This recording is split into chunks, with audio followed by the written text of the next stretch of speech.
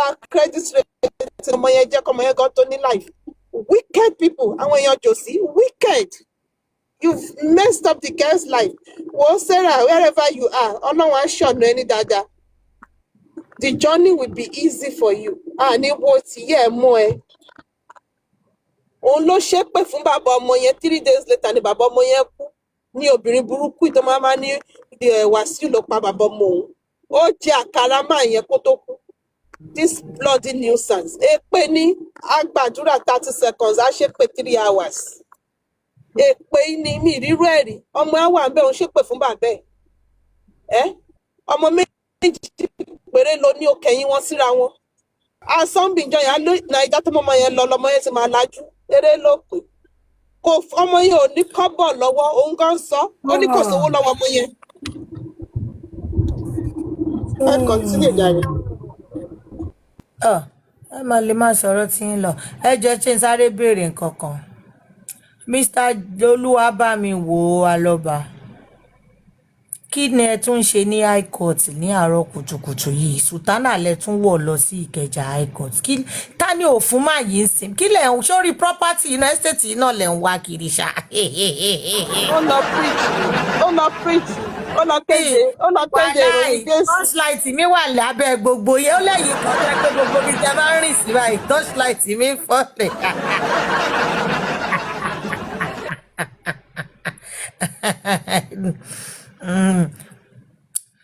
Kí lẹ̀ ń ṣe ní high court? Kí lẹ̀ lọ ṣe? Bàbá bọ̀dá dúdú tó tẹ̀lé yín yẹn, ta ni bọ̀dá yẹn?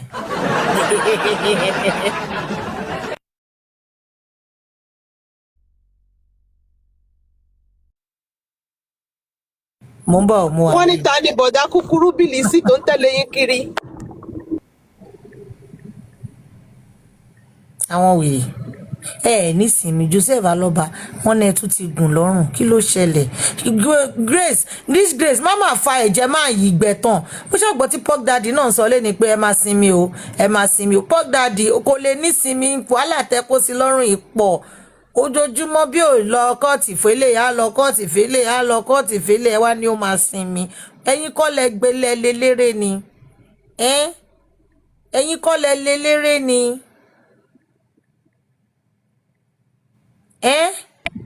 Ìyẹn túmọ̀ sí pé ẹ máa wọ sùtánà. Ó sì ẹ jẹ́ n kọrin fún Jòsí.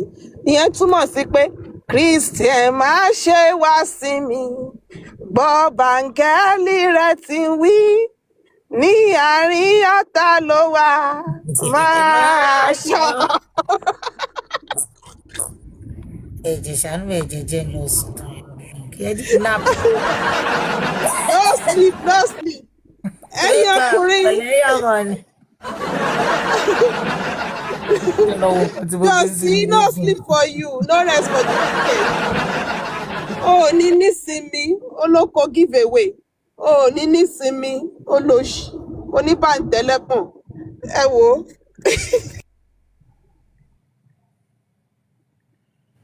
Mo kú mọ nǹkan tó lọ ṣe ń bẹ̀ mo kàn wọ́n mọ̀ fẹ́ fi pa ni wá tí ó ti débẹ̀. Joseph Alọ́ba.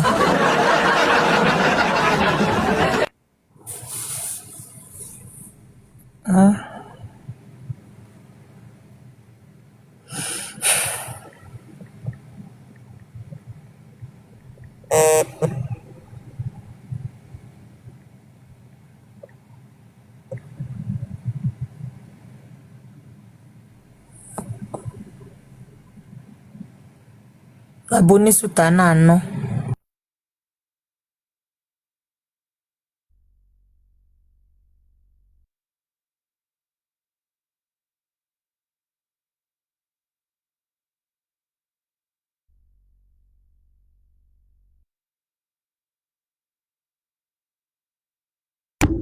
Jòsí sì máa sòpà ní last because èèyàn ò gbọ́dọ̀ máa da gbogbo mìíràn bẹ́ẹ̀ yẹn kó ó wá ti ku orí nìkan. Kí ló ṣẹlẹ̀ gangan?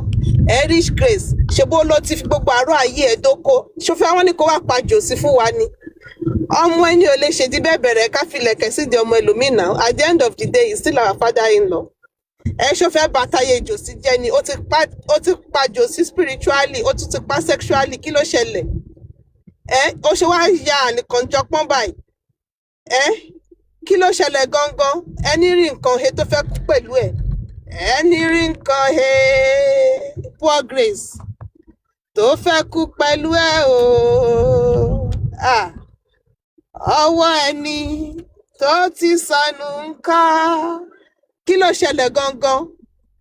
Ìyá àjẹ́ ó ṣèdí bẹ̀bẹ̀rẹ̀ bí àtẹ irú yẹn náà kú ní kó máa ta ó lò lè tarú lazy bastard. Olòṣì aṣẹ́wó onínàbí oníṣìnà at your age. At your age. Èmi ò ní kó má dókòbọ̀ má fàgbẹ. Kí ló ṣẹlẹ̀? Ṣé ohun tí tábà lọ ń dá ẹ̀jẹ̀ ìjọ fún Joseph Alọ́ba ni? Èmi ò lẹ́jẹ̀ tí mo fẹ́ fún yàn o. Ṣàmọ́lá máa lọ máa dá ẹ̀jẹ̀ ìjọ ni, ṣé torí Joseph Alọ́ba máa lọ sí blood bank ni? What's going on? What a gwan? You bumbleclat. Kí ló ṣẹlẹ̀? Olòṣì aládùúrà àdánwò.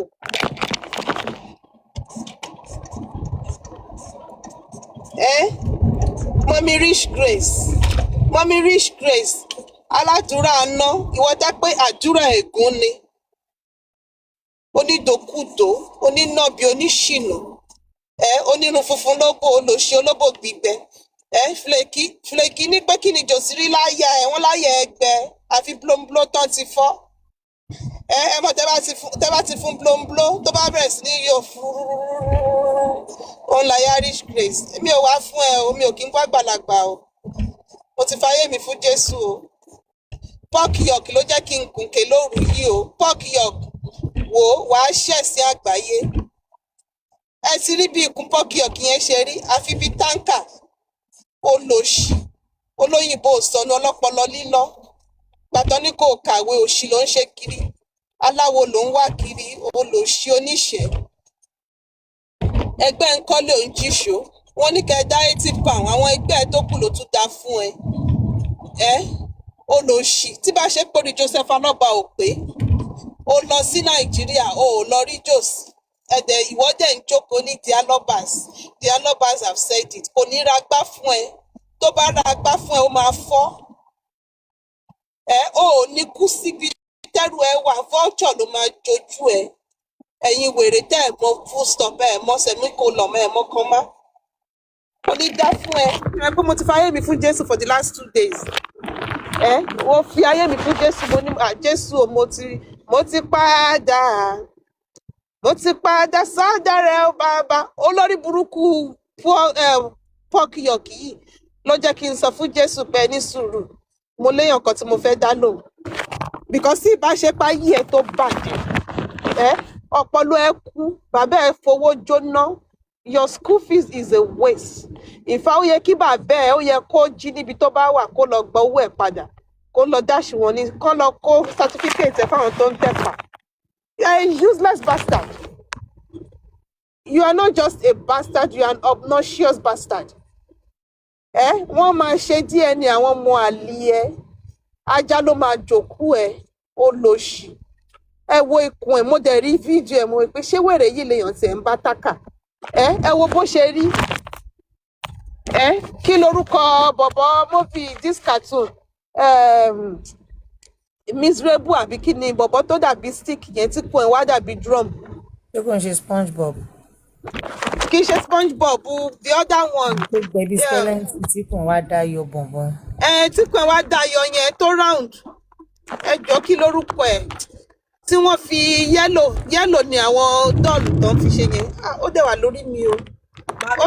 Ó wà ní sinimá gan. Mami Moro, mo fẹ́ ọkàn ní ojú yín ní àárọ̀ yìí. Tó bá dàbí pé ìgbà tí bá ṣe tèmi, ẹ máa sọ pé president kò yẹ kó rí bẹ́ẹ̀. Adẹ̀jọ́ ń wà ní ṣáà lè bára àlè gbà nǹkan lọ́wọ́ ara wa. Tẹ́rí pé láàárọ̀ yìí, mo bẹ ọkọ mi tì láàárọ̀ yìí. Àfìgbà tọkọ mi, nígbà tọkọ mi fẹ́ bẹ̀rẹ̀ orin yẹn, mo bọ́ bá mi ò lè gbọ́ torí trauma lórí yẹn. Kì í ṣe trauma, president. Èyí ṣe travel nìkan ní ó jẹ́ ká tún rántí president ẹni sùúrù ó jẹ́ ká rántí pé irọ́ president irọ́. Nígbà tí èèyàn sọ pé how much is your bride price? Náírà or dollar? Torí àwa ń gbọ́ nísìnyí pé tọ́mẹ́ntà ni bàbá ọkọ ń san. Mayor, your attention is needed in the office. Akina sọ. Meaning your attention is needed in the office. Ẹ ṣe òye àwa. Mo ti ṣe tán mo ti lọ lé. Ẹ káàárọ̀ everybody.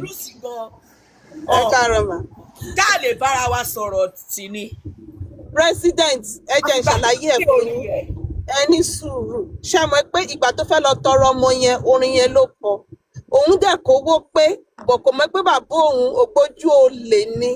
Ògbójú olè á ní December. Ó yẹ fira yín sínú ṣú yẹn nígbà tí Mohbad tó sọ fún ọmọ yẹn pé how much is your bride price? Is it naira or dollar? Tọ́mọ yẹn tí ọkọ ẹ̀ kẹ̀kẹ́ yìí náà máa gbọ́ ẹ̀ẹ́dẹ́gbẹ̀jì ara yín sí Wùnmí sí kẹwọ́ padà gbọ́ létà pé àṣé ẹ mọ̀ pé lọ́fàgẹ̀ ni Wùnmí òun ti lérò pé iye tọkọ òun ní ló kó lẹ́yìn. President wá padà wá gbọ́ lẹ́yìn ọdún mẹ́ta ìpè tọ́mẹ́ntà.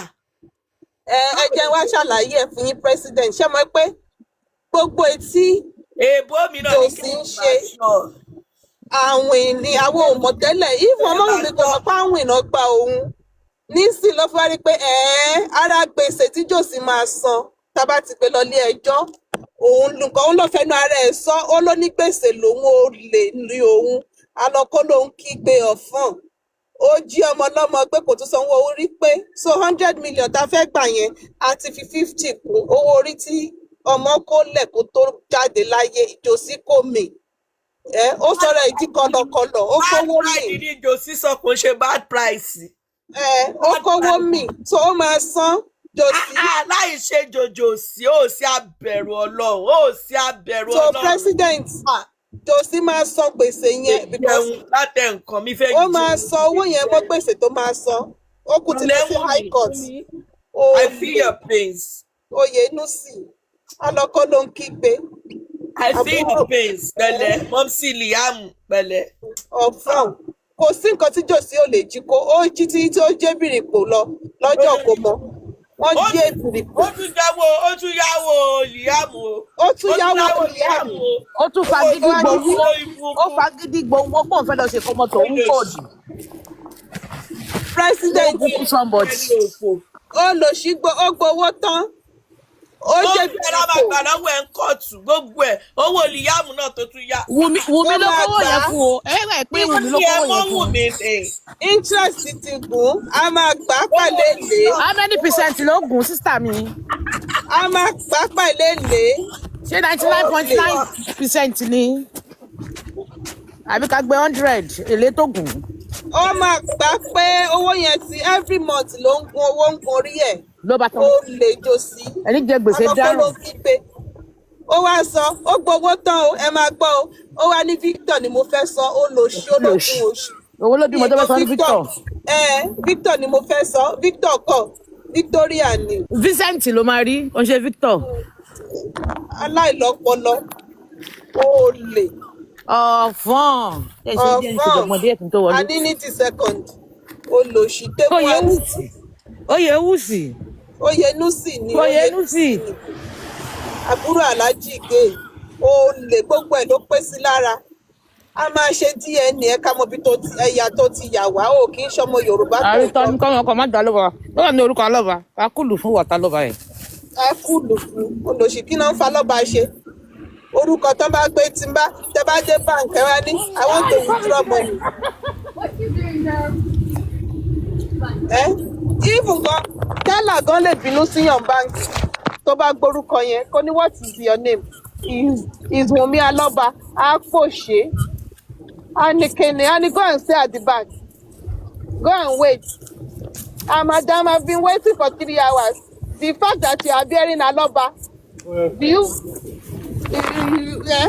olóṣì olè àgbàyà àgbà òfò àgbàrá dáradà àgbà tí ò tó lé wàá jẹ mo yóò yà á kúlù fún ìwà àtàwọn tẹjọ́ ń ṣòṣì ìwà àtàwọn tẹjọ́ ń ṣe rádaràda blẹ́blẹ́ we dey come o I never get your time fuck your la ṣì ń bá sọ̀rọ̀ lọ́wọ́ fuck your aláìní tìjú ọlọ́pọlọ lílọ ẹ wo ọkùnrin 36 ẹ wo bó ṣe rí ẹ ṣe jàre Despicable the Despicable movie ni ẹ̀yin tẹ́ bá ti wo Patrick nínú Despicable ẹ wo kẹ wo york ẹ lọ wo lórí Candy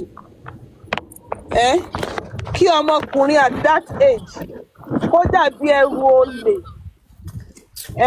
wọ́n ní kó go for a walk gbogbo ọ̀rá ti kún gbogbo inú ẹ̀ ikùn wọn àti kọ́ńfì mímọ̀ yàtọ̀ nínú ikùn wọn àti kọ́ńfì olòṣì aláìníròyìn gbogbo yín small dick syndrome ló ń ṣe yín small dick syndrome ló ń ṣe gbogbo yín ẹ ti lálàá Ọmọ́wùnmí ẹ ti fi lálàá ẹyẹ yìí ti bàjẹ́. wọ́n wò pé ọmọ ló dùn tó yìí. wọ́n wò pé ọmọkùnrin kan ló jẹ iṣẹ́ díẹ̀ yìí ṣá kí ló ṣẹlẹ̀ gangan. Ọmọ́wùnmí tó set. mi ìgbọ́rú ẹ̀ rí àwọn tó ń kọ móvì gan wọn ò ní this their wide imagination àwọn wá pé VDM àwọn wá pé blẹ̀kẹ̀tẹ̀ àwọn wá gbé ẹ̀sìn àwọn sí àgbáyé àwọn máa ṣí ẹ̀sìn wọ́n á ṣí ẹ̀sìn gbogbo àgbáyé kò ní sẹ́ni tó máa dá sí àṣírí bó tọ́kì yọ. Adéyínká Adégbìtẹ́ blẹ̀kẹ̀tẹ̀ ló fẹ́ dájọ́ ni. Adéyínká Adégbìtẹ́ ó nílẹ̀ tó máa daṣọ àṣírí bù ẹ̀. a ló ń jẹ́ bẹ́ẹ̀. ó ní pọ́kìyọ̀kì ló ń jẹ́ bẹ́ẹ̀ wọ́n lórúkọ ẹ̀ ní Adéyínká Adégbìtẹ́. You sounds of a human being. Yeah, he's a waste of space. Ọjọ́ tó ń sun oorun ẹ kán ti lọ wank kán ti lo baby oil kán ti dà sínú toilet. Yeah, waste of sex. Ọkí yẹn ti yẹ̀dí ọkọ ti lọ mú ọsàn wẹ́wẹ́ àti iyọ̀ ọkọ ti mú álọ̀mù olóṣì ọmọ òfò ọjọ́ tó ń bí ẹ wọ́n náà kó ewu ọmọ. màmá ẹ kúkú mú. wọ́n mú kòkó lẹ́nu. because wọ́n ti mọ̀ pé tí àwọn yẹn bá délé ayé òṣì orí burúkú lọ́fẹ́ wá ṣe. ẹjọ́ ẹ bá mi béèrè lọ́wọ́ Adéyínká Adégbìtẹ́ ẹjọ́ ẹ bá mi bí pé ṣọ́jọ́ tó ń bí wọ́n kí yẹ kó ewu ọmọ ìwọ tó yẹ kán fi sílẹ̀ hospital kan gbé placenta wálé kò ní dá fún ẹ kò ní dá fún gbogbo ìrun ẹ kò ní dá fún Adégbìtẹ́ ìyá tó bí ẹ tí òró ẹ pa kò ní dá fún ó yẹ kí wọ́n ti ró ẹ pa àṣìgbé ọmọ wọ́ọ̀dù ta ló bí yín wọ́n bí ẹ wọ́n kí ẹ wọ́n wá kí ẹ wọ́n ní kí lẹ bí wọ́n la bí boy is born boy wetin you born I born boy wọ́n mọ̀ pé olórí burúkú náà bí iṣẹ́ kí ẹ ti sọ pé olórí burúkú lòun bí o má ṣàǹfààní lòun bí o ẹni ẹ̀kọ́ ẹni ègbé lòun bí o bọ́kìyọ̀ but the fact that pé ó jẹ́ kí n sọ fún Jésù pé ó ní sùúrù kí n kọ́kọ́ wá dá ẹ lóhùn kò tún ní dá fún ẹ lẹ́ẹ̀kan sí. Sorry my sister. bẹ́ẹ̀ ni sísá mi mo ti fàyè mi fún Jésù láti 3 days ago. So you have to say sorry to Jesus. Mo ti dẹ́ni ọ̀tún mo ti di ẹni àmì àfi òróró yàn. èmi náà rí pópójọ́ mẹ́ta sísá mi. ẹ ṣé o. Mo ti dẹ́ni ọ̀tún mo ti wà born again. Gbogbo àwọn tó jẹ́ kí sísá mi backslide ẹ̀ ní kú rè. Ó tún wá jẹ́ n backslide ṣó dà bẹ́ẹ̀. Ègbé ni fún ẹni tó jẹ́ ká di ẹni ìkọ̀sẹ̀. Àmì Jésù. Nǹkan tí Bible sọ nìyẹn, you should not be a stumbling block to another person's salvation.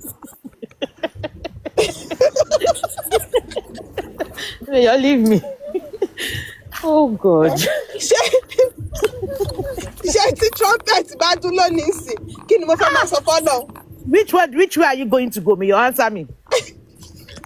Which way are you going to go? Ẹ̀yin náà ẹ bá mi fọ̀rọ̀ mi ẹ bá mi rò wò now. If Now, the the thing trumpet is- should sound now, kí ni mo fẹ́ sọ tí wọ́n tọ́lọ́ bá wá ṣìwé? Honey, but 3 days ago you have given your life to Christ. Ó ti dẹ́ni ọ̀tún kí ló wá ṣẹlẹ̀?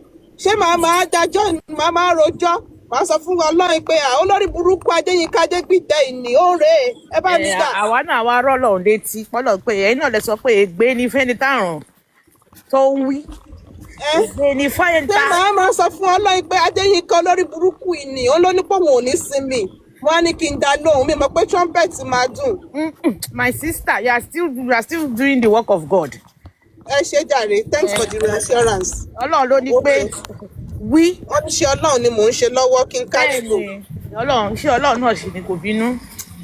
òbínú òkè Ọlọ́run ò kí n èpè bínú ló bẹ́ẹ̀ máa yẹn. pa ẹ́ yọ̀kì ó lò ṣì kò lórúkọ sọ̀rọ̀ ó sọ̀rọ̀ ẹ̀ ní pọ́ọ̀kì ó lò ṣì Wọ̀n pé ẹni ìdọ̀tí, ẹni ègbè, ẹni ìranù ló máa sọ̀rọ̀ ẹ̀ ń pọ́ọ̀kì, PORK.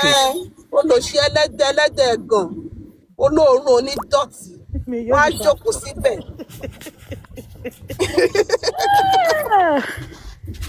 Ìfẹ́ yọ.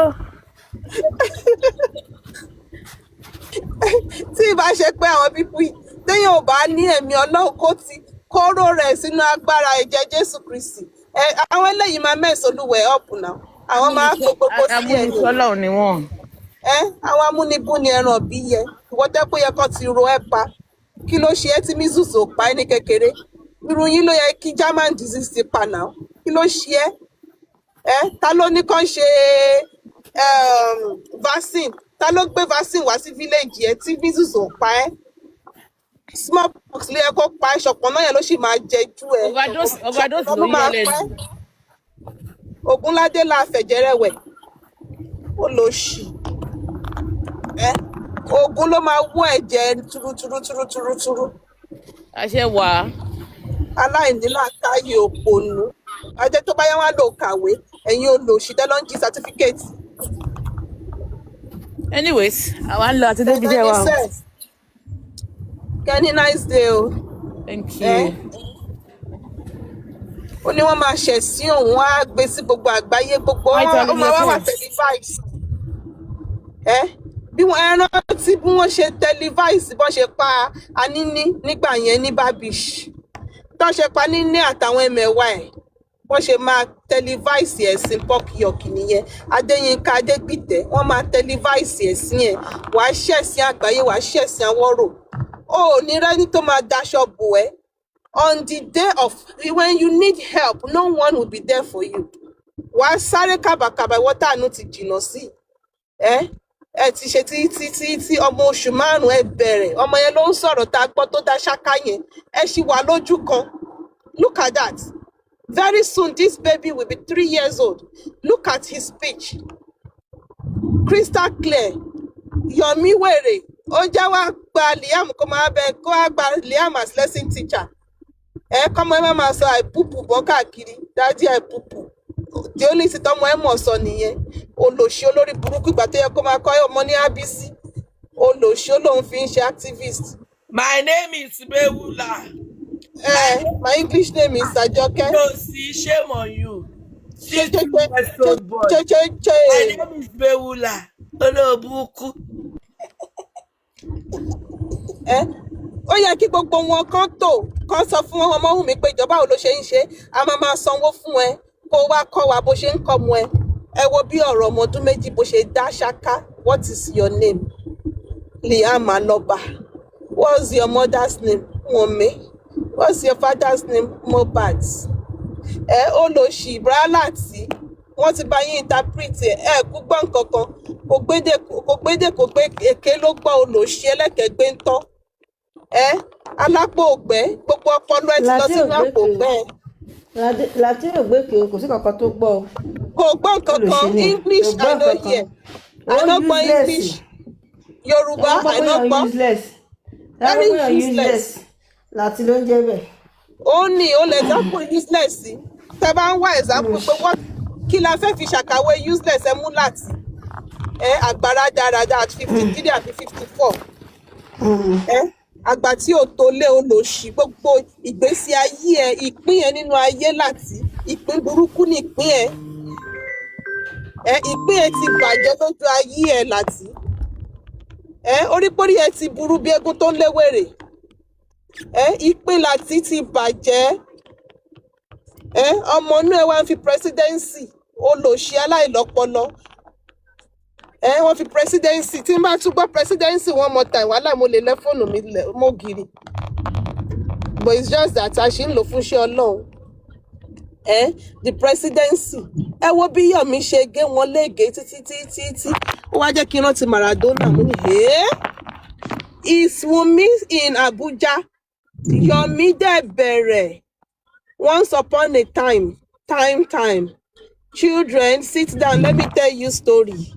Ó dẹ̀ bẹ̀rẹ̀ story á dẹ̀ padà sí Tales by Moonlight ẹ̀yin tẹ́ bá dàgbà Naija ń gbà àǹtí tó máa jókòó sábẹ́ igi ńgbà tó máa ń sọ Tales by Moonlight fún wa. Bí Yomi ṣe gbé wa lọ nìyẹn o, 1 hour Yomi ṣì ń sọ̀rọ̀ o. Wàláì kò sọ̀rọ̀ kínní. Ẹ̀yin àgbàlagbà ẹ̀dẹ̀ jókòó síbẹ̀. Ìwọ tí wọ́n ń pè ní Àlàkẹ́ dìgòtì yẹn. Mi ì tí ráyè títí ẹ̀ mò ń bọ̀. Ìwọ obìnrin òṣì, obìnrin tó fi ń ṣépè fóbìnrin. Ìwọ ẹni ẹ̀kọ́, ẹni rádaràda, kí ló ṣe yín? Ta ló ba ti yín jẹ́? Ta ló ní pé kẹ́ má láyọ̀ nílé ọkọ? Ta ló ní kẹ́ ẹ̀ ṣìyàn? Ìwọ ò ti ṣìyàn nìyẹn. Kí ló wá kan anybody? Ó ti ṣìyàn nìyẹn. A ó pé òkè o. Ètò kù nínú ìgbésí ayé ẹ̀ o kò fi ṣe dáadáa o. Irọ́. Obìnrin wèrè yá lọ́jọ́ kò sọ́dọ̀ papa shit. Wọ́n ò sọ fún ẹ, wọ́n kọ́ ló kọ́kọ́ máa bẹ̀rẹ̀. Àwọn TSL dà. Àwọn smell by whatever. Dull merit. Gbogbo wọn gbà yẹn. Your favourite. Where are they? Wọ́n ti wọlé bí àrá. Ẹ máa ṣọ́kú ni gbogbo yín. Ìwọ that Àlàkẹ́. Oníwọ̀ study law. Gbogbo wọn ò yé study law. But go and carry your people. Don't let me change it for you because gbogbo àwọn people yìí wá ní I'm a lawyer, I study law. Olóṣì àkúdàáyá náà ní your learned colleague. Kí ló ṣẹlẹ̀ gangan? Mr. Paita, bẹ̀nẹ̀ ẹ lọ gbé àwọn people yìí o. Ẹ lọ ìfà ní láti lọ ọmọ mi winners. All of you the lawyers in this place. Máa petition yìí o. Ọlọ́run kú ṣe, I have a lawyer. Lawyer Kabiru is there. Àwọn náà máa kọ̀wé fún yín. Á pè yín lẹ́jọ́. Because ẹ lọ kó àwọn colleague yín kúrò lórí social media wa o. Kí ló ṣẹlẹ̀ gangan? Àlàkẹ́ the goat. Very useless, terrible person. Má worry, wàá fẹ́ tẹ́. Ó máa fẹ́ tẹ́. Olóṣì, you think you are being smart. You are being a smart pants. You are a useless, terrible human being. You are a terrible non-entity. Àwọn tó máa ti kọ́kọ́ dé yẹn tó máa ní, you see, I'm neutral. Ojú kan mo máa, anybody bá ti sọ I'm neutral yẹn, I write them off. Somebody is fighting for their life, you're saying you are neutral. Mídíà àti wọn, night la ṣe, àmọ́ pé ọmọ mínísítà ti jápa. Ó ti lọ o, ó ṣe James Bond move ni o, ọmọ yẹn gbọ́n bàjẹ́, mo sure pé Sarah ń ka James Hadley chain. Àlàkẹ́ the goat, your day is coming. You will meet your meter. Your day is coming. A ṣì ń wò fún, a ṣì ń dákẹ́ ti ẹni. Lọ bèrè lọ́wọ́ your favourite. Gbàtà aráyé ti tiẹ̀ ó disappear ni. Wàá tẹ́wà fàtẹ́tẹ́ dì. Ìwọ àgbàyà àgbà òfò rádaràda yìí. Ó máa jókòó síbi tán ti ń sọ̀rọ̀ ọmọ ékeré níbi. Mọ bí tẹ́tí máa sọ pé no.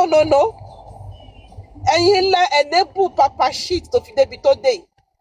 All of you, these terrible people, enable this useless non-entity.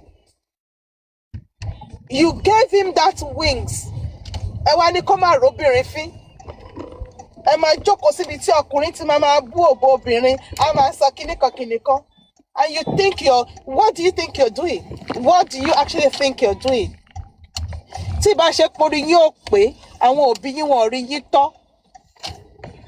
How do you sit where another woman is being denigrated and being insulted?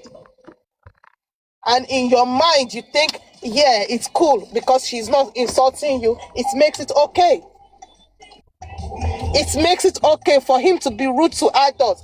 Calling àwọn ẹgbẹ́ ni, yeah, child, yeah, all these children. Wait. Stop. Ẹ̀yin Yorùbá yìí náà dẹ̀ náà máa bá nídìí rádaràda. Orí ẹ burú. Mi ì tí ráyè títí ẹ. Mi ì tí ráyè títí ẹ.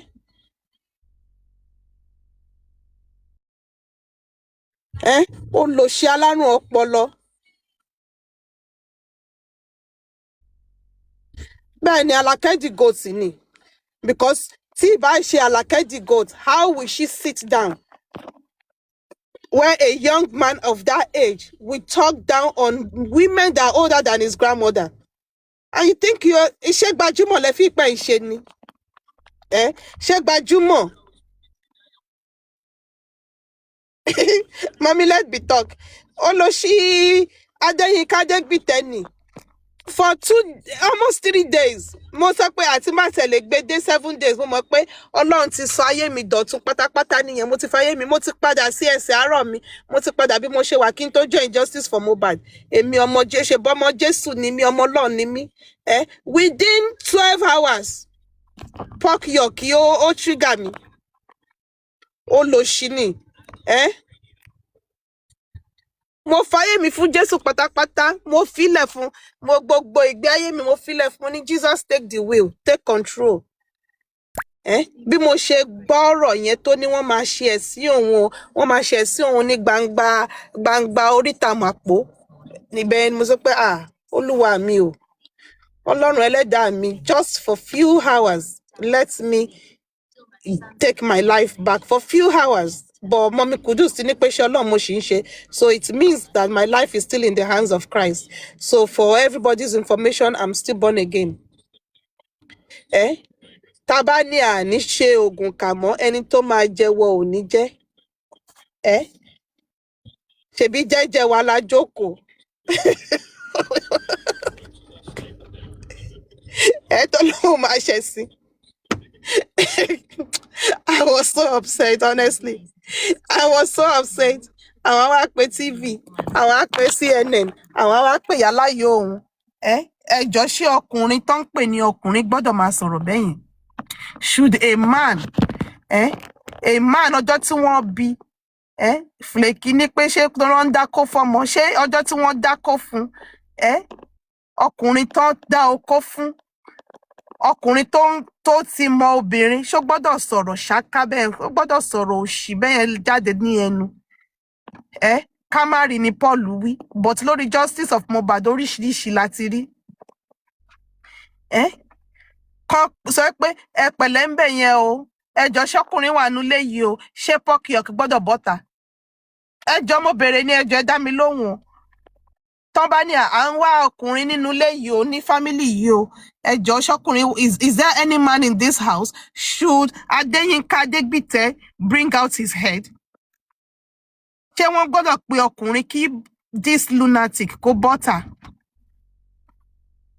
Inú ẹ̀ wá ń dùn, mí ìmọ̀ tó ń dùn wèrè inú olòṣì mí ìmọ̀ tó dùn olè ẹnu tó sago ẹlẹ́wọ̀n tó sago mọ́wọ́. Ẹjọ́ ẹ ní sùúrù, mo rí Yọ̀mí ó sago 2 sọ́wọ́ lọ rí Prime Minister UK. Yọ̀mí nǹkan ṣe é o. Ayé lọ́wọ́ nínú ọ̀rọ̀ ẹ̀ gan o. Yọ̀mí Fábíyì olè, Jàgùdà bàbá Kóredé. Ó tún ṣe wèrè ẹmọ níwọ̀n ní Èkó. Ó sọ aago 2 sọ́wọ́. Ẹjọ́ tẹ́ bá lọ wo fídíò yẹn or picture. In his right hand, 2 wristwatch. Ẹjọ́ ṣó gbé world time sí ni àti Nigerian time kò yé mi, ṣé báǹkì ni ẹni? Pẹ́pẹ́ tẹ́ bá lọ. Bó ṣe ti ń lò láti over tèmi tí mo Yọ̀mí ń sìn, bó ṣe ti ń lo aago 2 láti gbà yẹn nìyẹn ló burú. Bóyá alágo 2 ló dàgbà sí, alágo 2 má wọlé o. Ibẹ̀ náà ló dàgbà sí, ṣe mọ̀ pé gbogbo sáìdì èbúté mẹ́ta yẹn ló wèrè ẹ̀ dàgbà sí. Okay, ẹjọ́ ẹ má bínú, what is the idea? What is the aims and objective? Mi kọ́ mi ọmọ mo ṣe lè béèrè. Of using 2 watches. Kò yé mi. Stupid. Ó kọ aago 2, ṣé fashion la fẹ́ pè yẹn ni? Àbí ṣára gbajúmọ̀ tún nìyẹn ni? Àbí ẹ̀dẹ̀ wa? Yọ̀mí ayé ẹ bàjẹ́, olòṣì aládánwò, olóko ìlú gángan. Wọ́n tún sọ pé ó kú ẹ àfi bí ìdérí báírò. Ẹni 200k, ẹ̀yin gan user, ẹ̀yin gan fọ́ ní 200k, ní 2000 naira, olòṣì. Sign of boogie ni. Mo dẹ̀ lanú lẹ̀, is a sign of boogie. Kókó dé 2 sọ́wọ́ òsì náà, kó jẹ́ 4. Kó gbé kan American time, UK time, Japan time and àti kíníkan time. Olòṣì onílẹ́dà jacket sọnù. Dáìdí àìpùpù. olòṣì olè ó wà expander onímú orò olè. Wọ́n ní gbogbo ọmọ tí wọ́n ń wá imú expander òun ló sniff ẹ̀.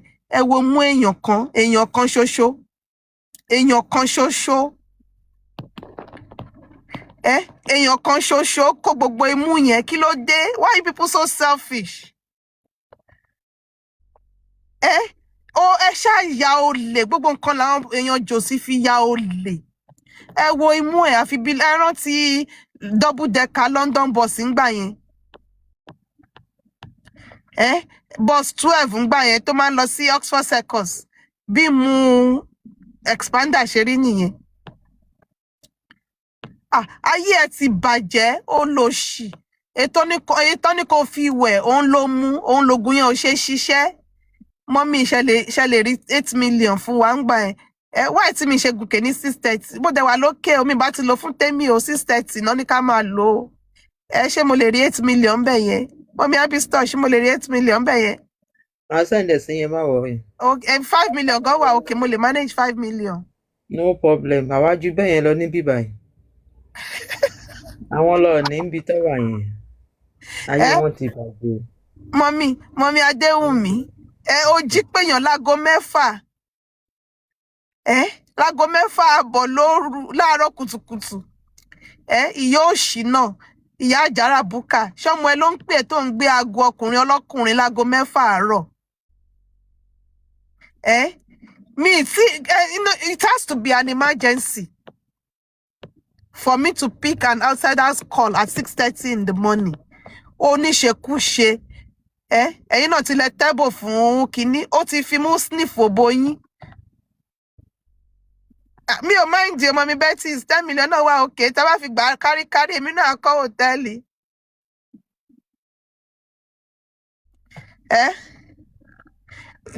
Jújú ni kò wá ṣiṣẹ́ ó lọ ṣe tán ní kó fi wẹ̀ ló lọ mú.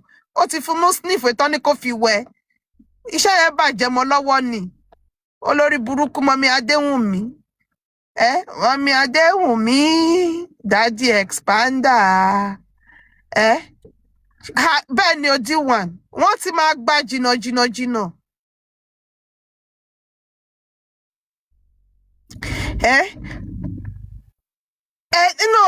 Ẹ̀yin obìnrin tẹ́ wá ń bì bóyá èmi ni mò ń ṣe old school. What is that thing that will make another person's man to be calling a married woman at 12:30, 6 in the morning? Tí bá ṣe pé wọ́n ti jọ ń ṣe camera down. Adéṣídà bọ́ta kó wá ṣépè sí. Bọ́rẹ̀ sí yòòhò kó wá ṣépè sí pé wà expander tí máa fi mú fínra yín. Olòṣì, ó ti fi mú rin gbogbo clitoris ẹ. Imú yẹn gan tó lọ́tọ̀. Àfi bí dídò. Ẹ wo, mo ṣì fàyè mi fún Jésù, ẹ má yẹ kí n sọ̀rọ̀ jù o.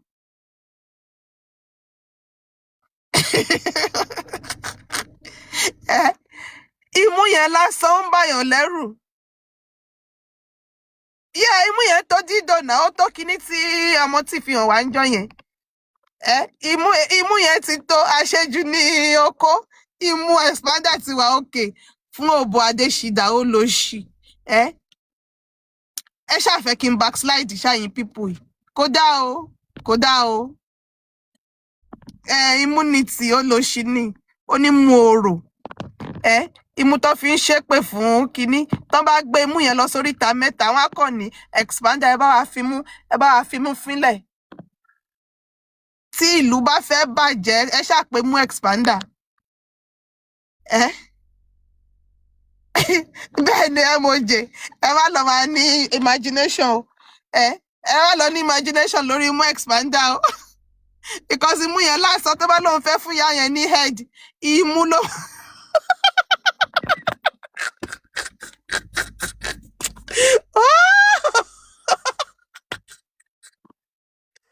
Imú expander olòṣì.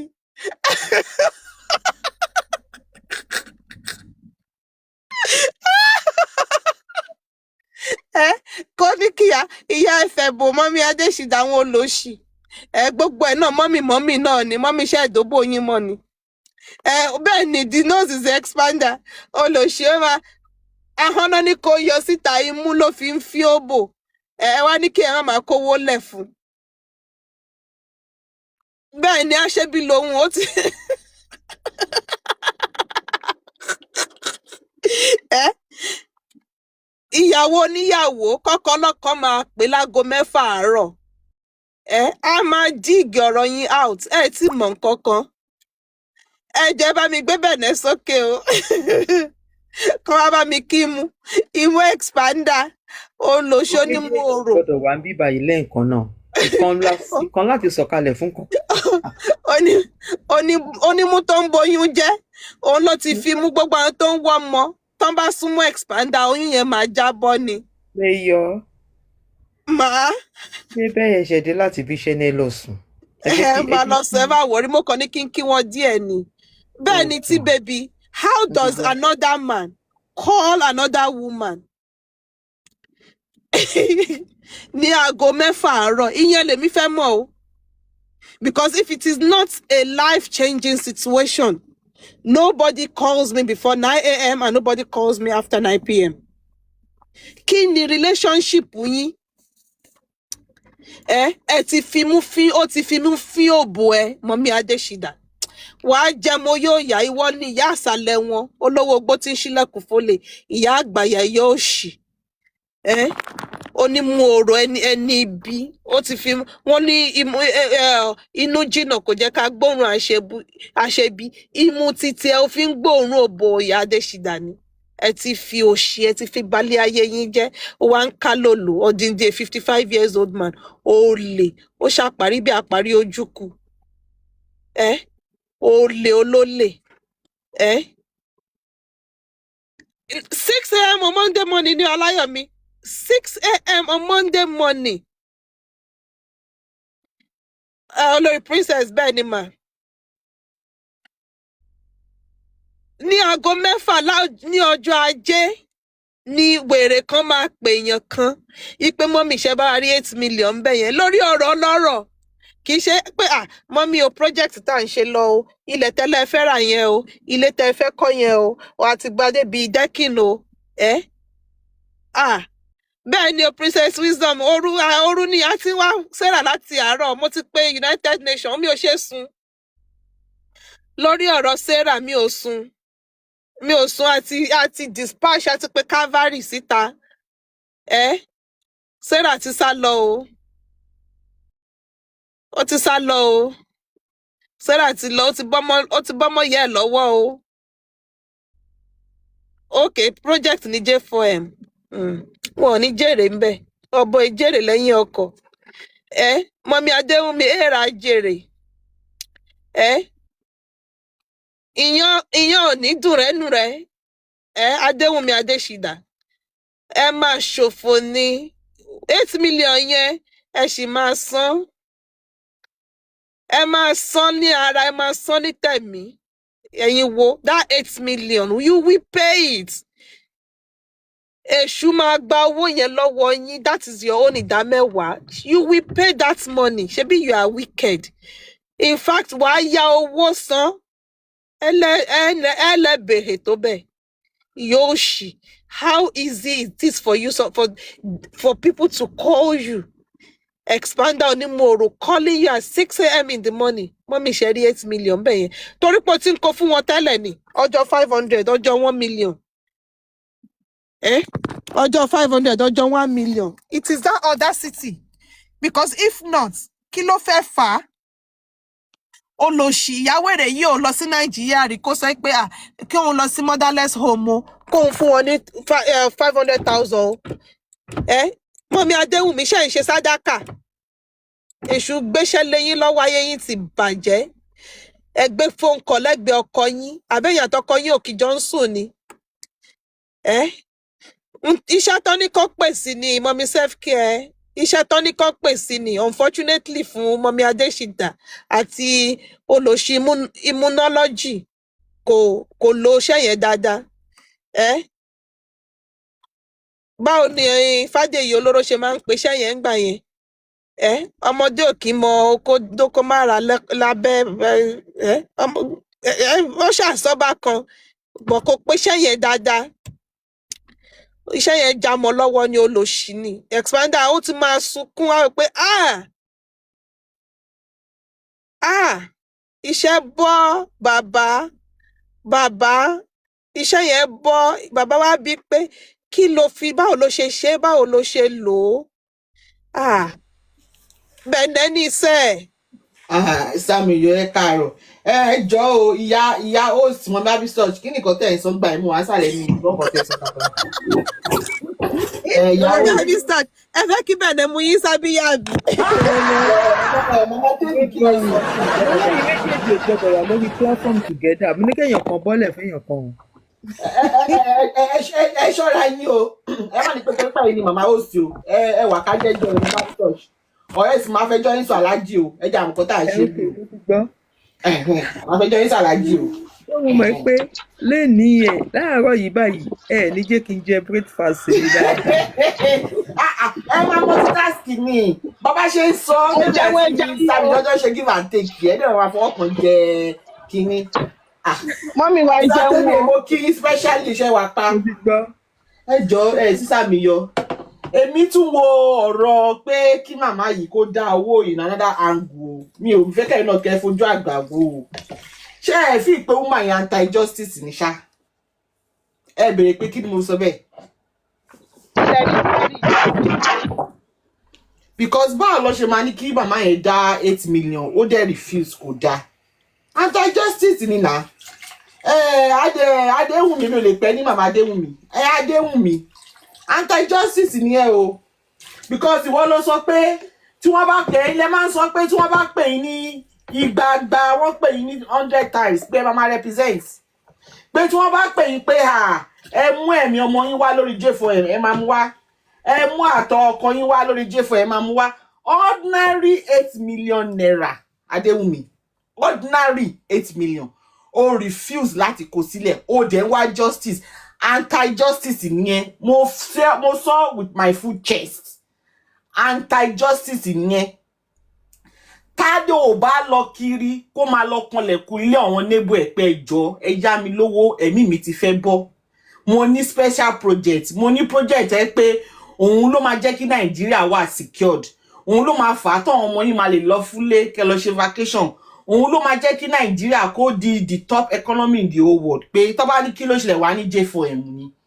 kó wá máa lọ kiri kó máa lọ yá owó yẹn àbí kó wá bí tí wọ́n ti ń ta kidney kó kọ́ àwọn ọmọ ẹ lọ síbẹ̀ kó lọ ta kidney wọn kí ló bá ní kí ló ṣẹlẹ̀ kó ní pé òun jà fún J4M ó wá ń sunkún online fún 8 million Adéwùmí anti-justice nìyẹn o ẹlẹ́dàá Mohbad rẹ̀ ní súre fún ẹ ìṣẹ̀dá Mohbad tó fẹ́ jẹ́ kó gba justice yẹn kò ní súre fún ẹ kò ní ṣàdúrà fún ẹ. Àmín. wèrè ní ẹni wọ́n sọ pé 8 million wá ń sunkún kínní kan òkè kí lẹ́yìn wá ń pè ní anti-justice kí ló dé tẹ́ ẹ lè fẹ̀mí lẹ̀ fún J4M kí ló dé tẹ́ ẹ lè fi 8 million lẹ̀ fún J4M ó kéré náà èló ní 8 million ṣebẹ́ ti dá ju bẹ́ẹ̀ yẹn lọ síwájú ó wá ń ké kiri pé $5,000 péré ni o $5,000 péré. ó wá ń sunkún kiri ẹ̀sìpẹ́ndà fẹ́ gba 8 million lọ́wọ́ ẹ o gbére ní ẹni ẹ̀sìpẹ́ndà wò má bá woman yẹn sọ̀rọ̀ mọ́ o woman yẹn anti-justice ni o and again ìwọ ẹ̀sìpẹ́ndà gan wọ́n cheap ó cheap ó jẹ́ kó bẹ̀rẹ̀ láti 15 million ẹ máa bá gẹ̀ẹ́nì ẹ̀ ó lè ní mi ní 15 million ẹ mú 14 wá mi ní 14 wá gẹ̀ sí 13 kó tó mọ̀ ẹ gẹ̀ sí 10 wọ́n ṣe bẹ́ẹ̀ yẹn ó máa gbé láti owó ńlá wọ́n á máa cut ẹ̀ small tẹ máa fi dé 8 million tí ọkùnrin wà yẹn gangan bó ṣe máa ń ṣe nìyẹn gbàtàdéwùmí yẹn ò ṣiṣẹ́ wàá ti bọ́ sí ọ̀dọ̀ renew mọ́mí renew tẹ máa ń pe mọ́mí renew yẹn náà wàá ti bọ́ sórí yẹn tí yẹn ò bá ṣiṣẹ́ bí renew wàá ti tún lọ bá light off wàá tún lọ bá yẹn you understand àbí kó pín owó yẹn sórí àwọn mẹ́ta yẹn ó lè ní kó ké òbí renew ẹ̀yin ṣe níbi 3 million bẹ́ẹ̀ yẹn light off ṣẹ́yìn níbi 3 million bẹ́ẹ̀ yẹn Adéwùmí ṣẹ́yìn níbi 4 million bẹ́ẹ̀ owó yẹn máa spread èmi ń jẹ́ ẹ̀sìn ni o in case tó bá tún fẹ́ lò because expander má wà defeated sórí àwọn ìyá olórí burúkú àwọn ìyá àjàrà búkà tó wà lórí J4M yìí wọn ò lè gbọ́n táyé máa fi parẹ́ tó bá ti jẹ́ pé ọ̀rọ̀ Wùnmí ni ọmọ máa tẹwó for life ni another strategy ló kàn máa lò. Ẹ tún máa ju lámbà mi lẹ̀. Ẹ lè sọ pé Wùmí ti wà ní World Court, ó ti wà ní Criminal Court of Justice. Ẹ lè ní pé Wùmí gan wọ́n ti gbé lọ sí South Africa, àwọn external body ló fẹ́ máa interrogate ẹ̀ sí. Ẹ understand rọ̀ wọ́n lámbà yẹn. Owó yẹn wọ́n sì máa tẹ̀. Expander máa rò yẹn rárá, máa lọ jẹ́ kára ẹ̀ kó lọ rò ẹ́ àbí kó wá máa feel defeated. Ṣòro àwọn ìyáyà àjàrà bùkà tó wà lóje fún ẹ̀mú. Wọ́n máa tẹ owó yẹn tí ayé máa fi parẹ́ ni. So máa rò pé ojú wọn ti no, don't think about that. It's not about that. Máa rò yẹn pé ojú wọn ti là. Don't do that. Ṣá ẹ̀kọ́ wọ́n ní no retreat, no surrender.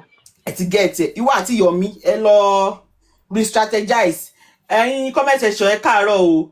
Ẹ̀yin panelists ẹ káàárọ̀. Ẹ wo ẹ̀yin J4M.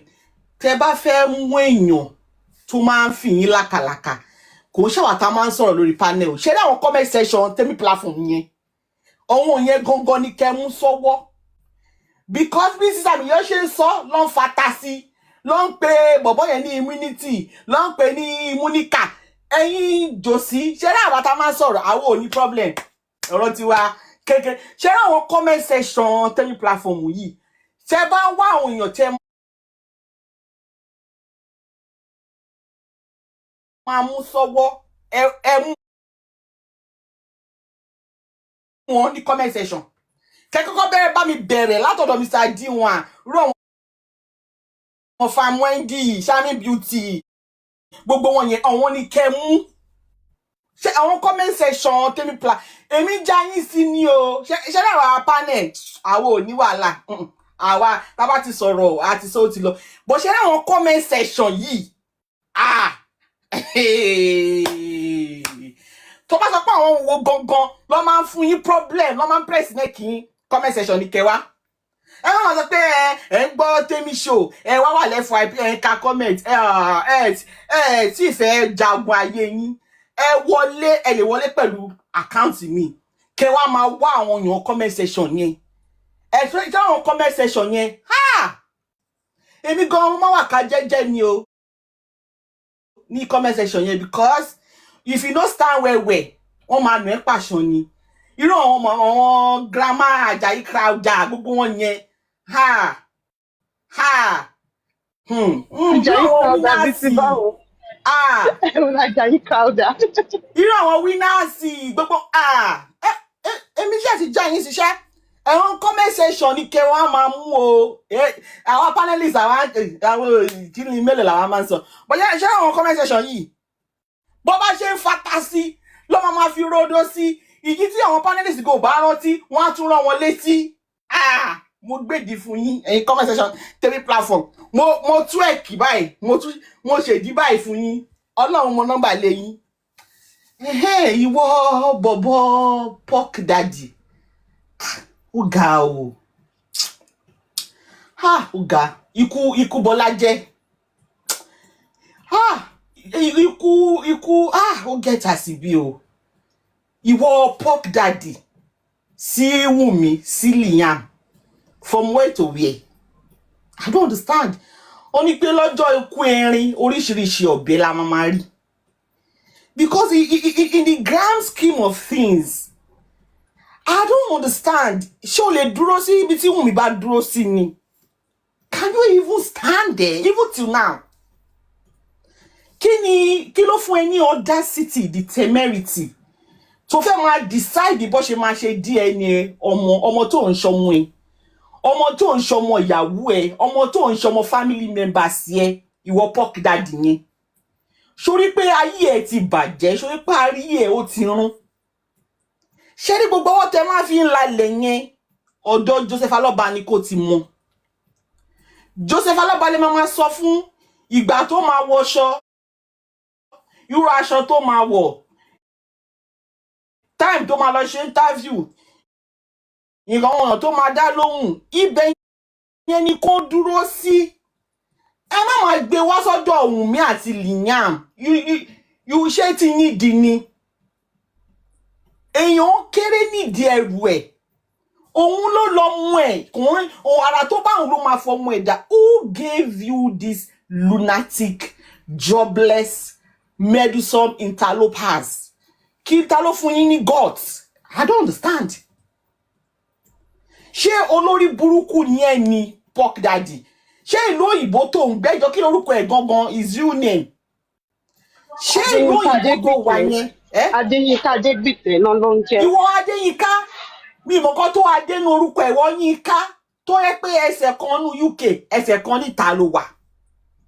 Iṣẹ́ kí ẹ̀ visa lè ṣì ń gbé kiri bí wọ́n máa renew ẹ̀ after 3 years o, bóyá after 5 years bí ẹ tiẹ̀ máa ríwèé gbà ó tí mọ̀.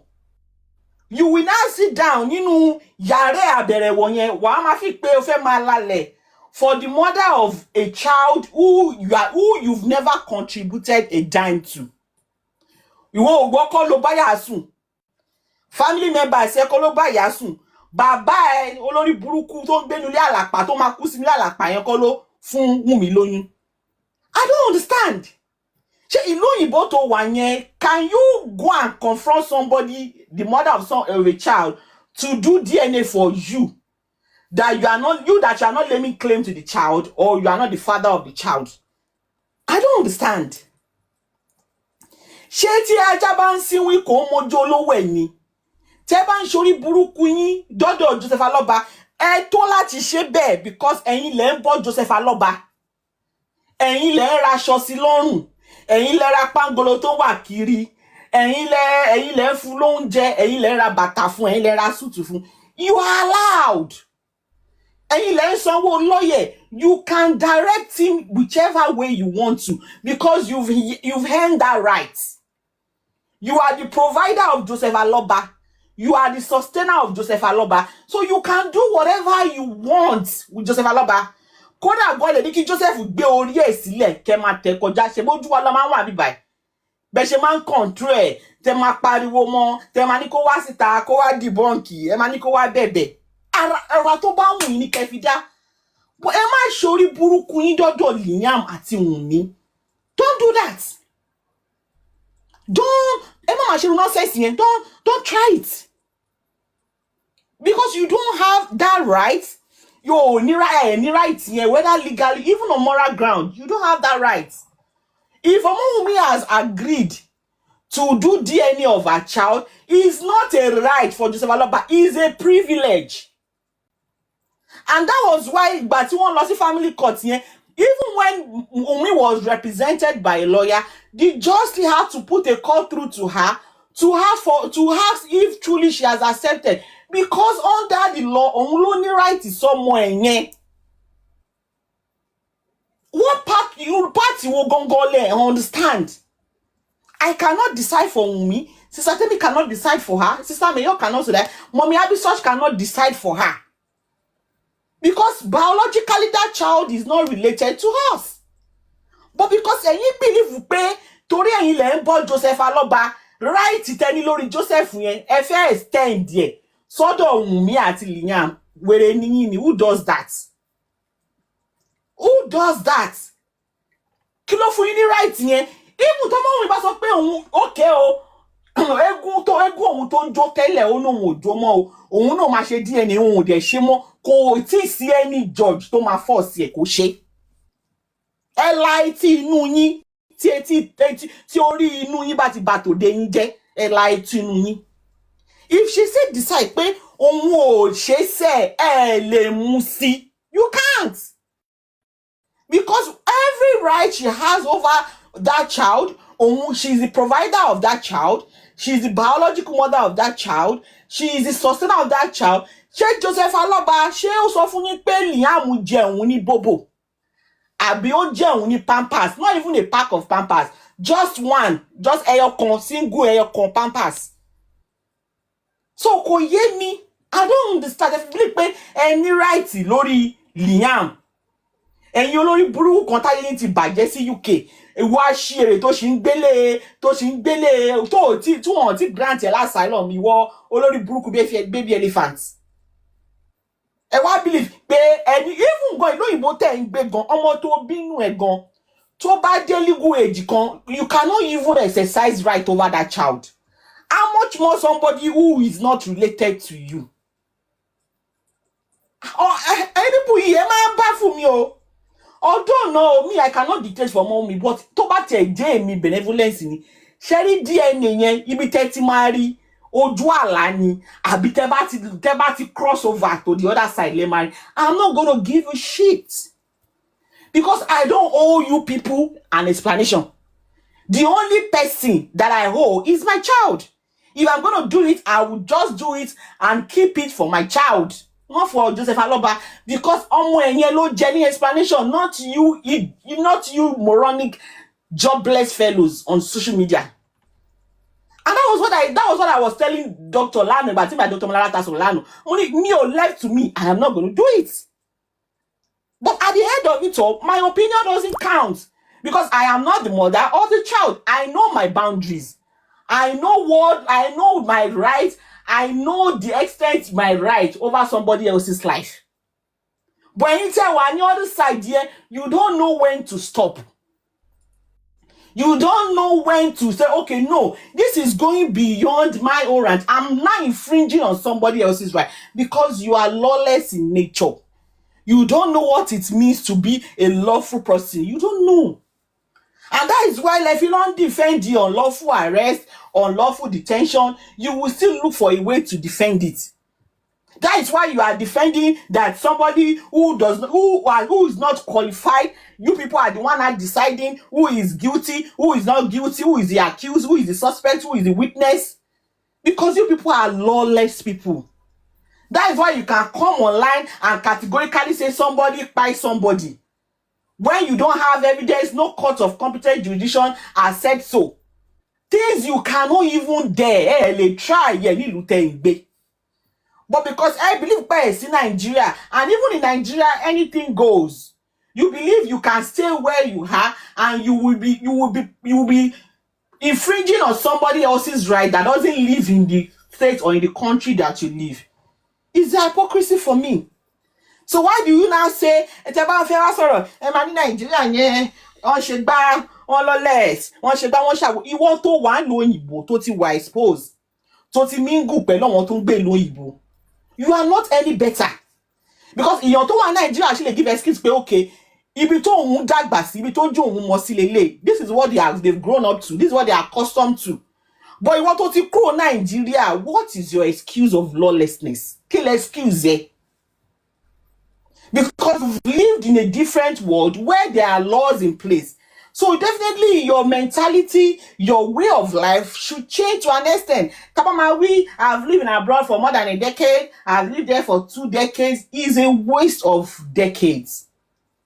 If your mind, if your sense of reasoning still remain the same like when you were back in Nigeria, is a total waste. That means you just went to abroad láti lọ make owó.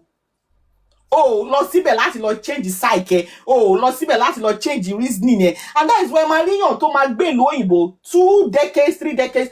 Ọmọ ní kó wá sí Nigeria, kó wá jẹ governor àbí senator. And he will come, he will mess everything up. Ẹ jẹ́ ó dọ̀ mú bọ̀.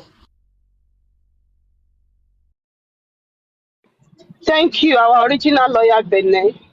That is the original lawyer. He's a fake lawyer, like Eddie Goats. It is their audacity for me. Their audacity sticks to high heaven.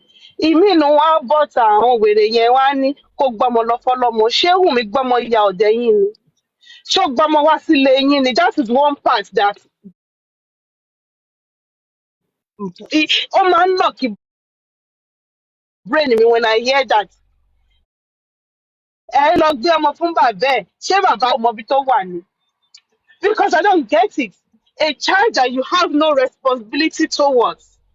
You are saying pé gba ọmọ ṣó wá gba ọmọ bẹ̀yìn ni? I don't get these mad people.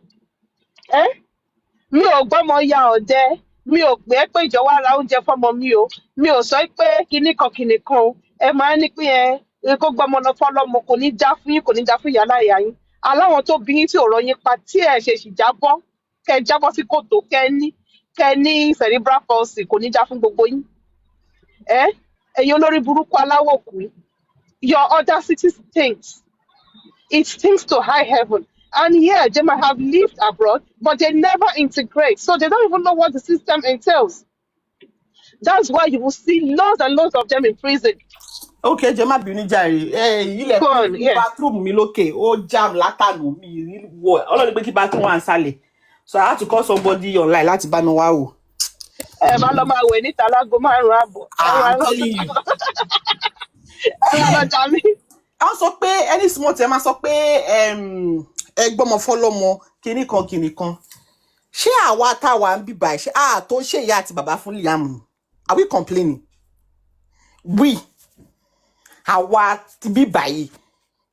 Liam ní màmá, ó ní bàbá ní Canada, ó ní China, ó ní Australia, ó ní Norway, ó ní UK, ó ní America. Do you know the number of mothers Liam has?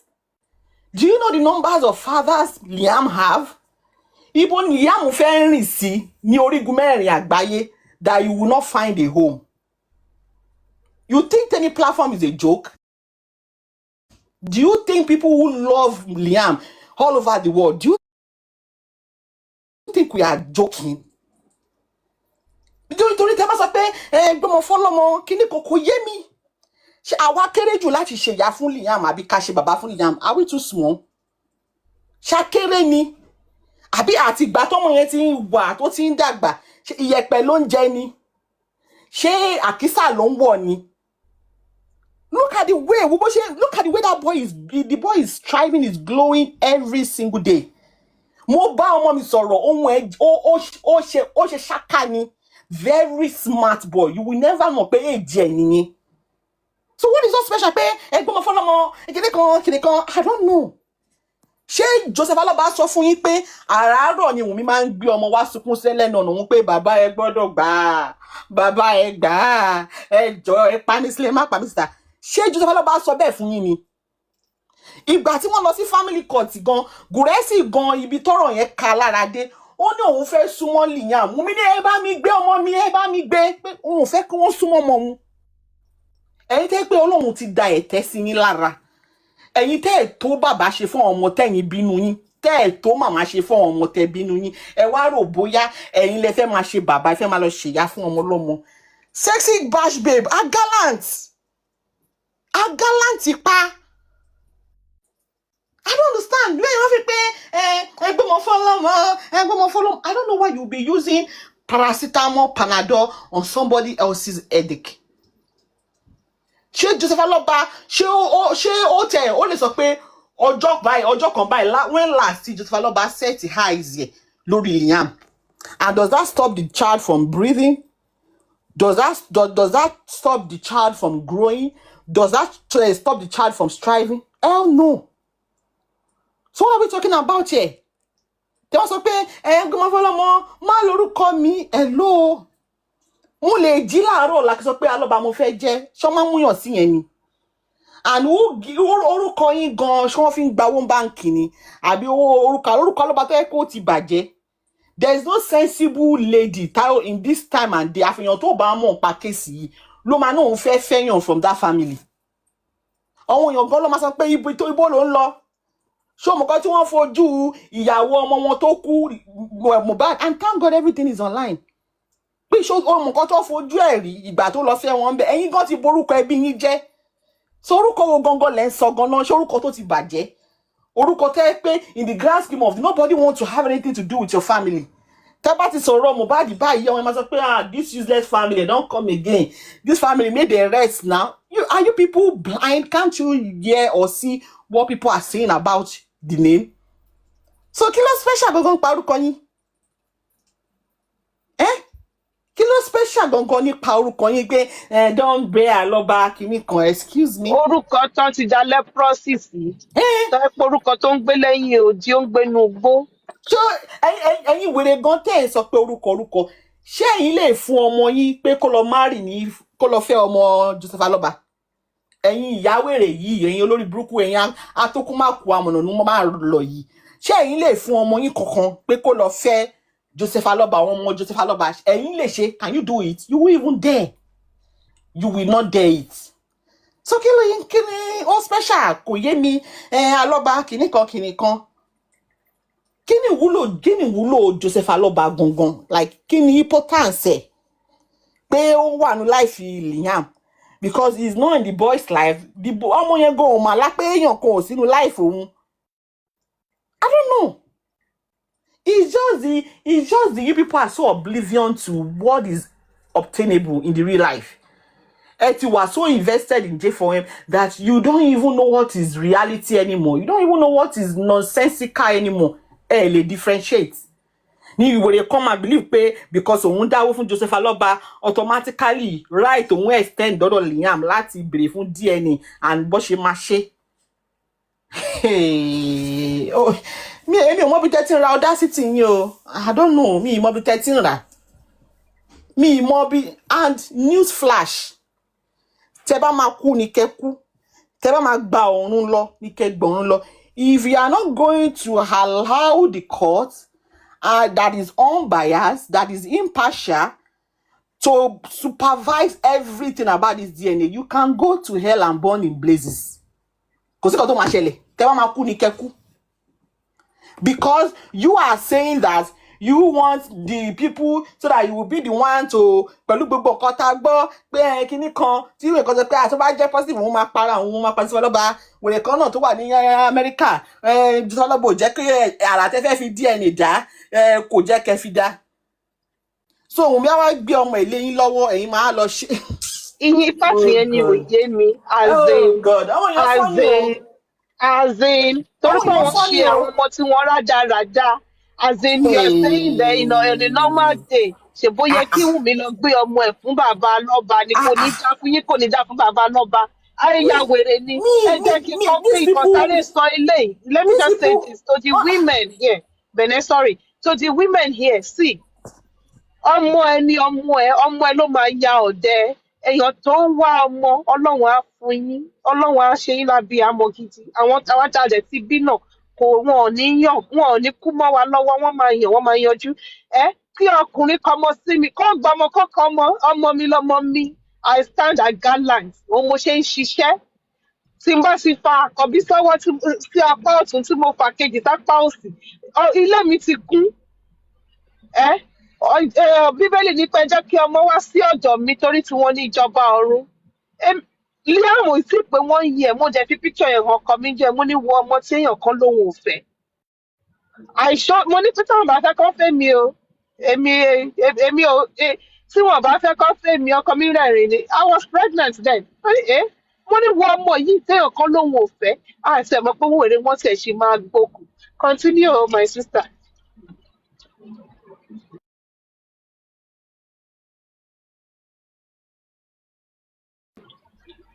Bene, are you there? Continue.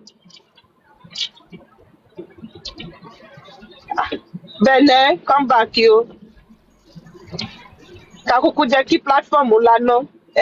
Ní pé kí ní pọ̀. Kí Bẹ̀rẹ̀ tó dé, ẹ káàárọ̀ gbogbo ilé.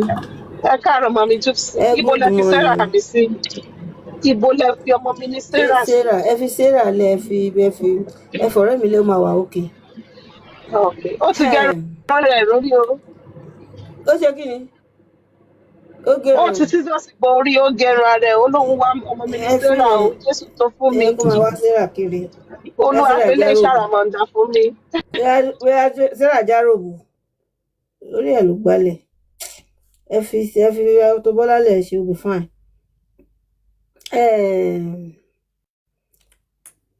Grace, Dickness Grace. Dickness Grace ṣóǹde. Ìwọ ni mo wá bá lọ́rọ̀ láàárọ̀. Kò dẹ̀ sọ̀rọ̀ kankan tí mo fẹ́ wá bẹ̀rẹ̀ ni mo fẹ́ gbé eré sí ni.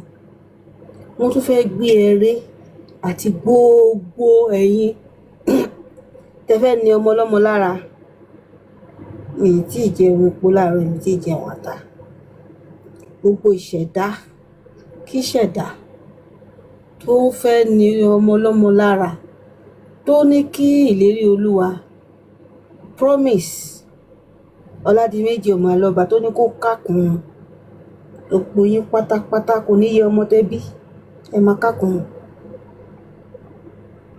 gbogbo ẹ̀yin tẹ́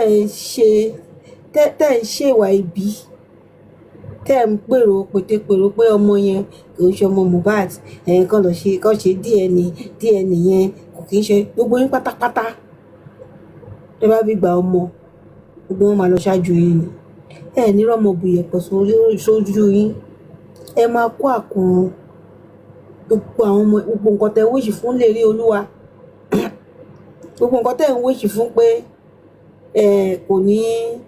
kò ní lọ́mọ láyé wípé kó dàbí ejò tó lọ lórí àpáta tí ò nípa ẹ ní nípa láyé ó bẹ̀rẹ̀ látòrí gòrẹ́sì Grace York Láìdé Bukky gbogbo yín pátápátá gbogbo yín ni mo kó pọ̀ tí mo sọ sí báskẹ̀tì ẹyọ kan Bukky yẹn ti pa sán tiẹ̀ náà ìyẹn ti pa sán torí ẹyọ kan ṣoṣo tó bí ó ti ya wèrè mọ́ lọ́wọ́ lẹ́yìn tó kúrò lọ́wọ́ ẹ̀yin yòókù táwọn ọmọ yẹn bá ya wèrè ẹ ti máa ní ẹ ṣe wò pé òun sì lọ́mọ bóyá Ọlọ́run àtọ̀ṣẹ̀ ẹjọ́ kan ni irọ́ títí yín ò rí bẹ́ẹ̀ ẹyọ kankan ṣoṣo tó sì wà lọ́wọ́ yẹn náà òun sì máa lù pa bẹ́ẹ̀ ni mo sọ gbogbo yín pátápátá àti vengeance o àti gbogbo yín tó sì fẹ́ ṣe pọ̀ tó tẹ́ ń pẹ́ ọmọ yẹn lọ́mọ àlè ìwọ tó kàn tí ẹ̀rọ pọ̀ ọmọ àlè ni lásán tó ro nínú ọkàn ẹ ọ̀pọ̀ àwọn ọmọ ẹ òní wọ́n ṣe bọ́ ṣe pọ̀ tó àtọmọ sí kankan tó máa gbẹ̀yìn ẹ Grace bíbélì tó gbé dání yìí láti èní lọ ó kọjú ìjà sí ẹ láti èní lọ bíbélì yẹn kọjú ìjà sí ẹ wọ́n ní ológun náà kan kì í ṣeré létí odò ológun náà kan tiẹ̀ ti ṣeré nínú bábìṣì báyìí bábìṣì máa gbé ọmọ ẹ lọ dẹni òkúrun ọmọ ẹ lọ kò sí bó ṣe lè mọ̀ ṣe torí bíbélì yẹn ti kọjú ìjà sí ẹ torí pé nǹkan tó wà nínú bíbélì yẹn gan ó ò mú lò ó máa sunkún lórí ọmọ ẹ ó máa kábàámọ̀ ó máa káwọ́ mọ́lé fẹsẹ̀ jọlẹ̀ lórí ọmọ kan ṣoṣo tó bí yẹn nítorí pé ò bìkítà fún ó fẹ́ ba ayé ọmọ ọlọ́mọ jẹ́ ó di dandan gbogbo ẹ̀dá tó bá ní káyé ọmọ ọlọ́mọ bàjẹ́ ayé ẹ̀ máa bàjẹ́ ni gbogbo ìwọ tó ń rò ibi sí Wùnmí ní gbogbo ibi tẹ́ bá wà ní gbogbo orílẹ̀-èdè àgbáyé tẹ́ bá wà tó ń rò ibi sí Wùnmí Adébánjọ ọmọ Jùmọ̀kẹ́ gbogbo ìwọ tó bá ro ibi sí ibi báyìí tọmọtọmọ ìṣẹ̀dá tó bá ro ibi tó ro ikú sí Liam ibi bá tọmọtọmọ tẹ́ bá wọlé ẹ máa rí ibi tẹ́ bá jáde ẹ máa rí ibi kò sí gbogbo nǹkan tẹ́ bá mọ̀ ṣe láyé ó lòdì sí gbogbo ìṣẹ̀dá gbogbo yín pátápátá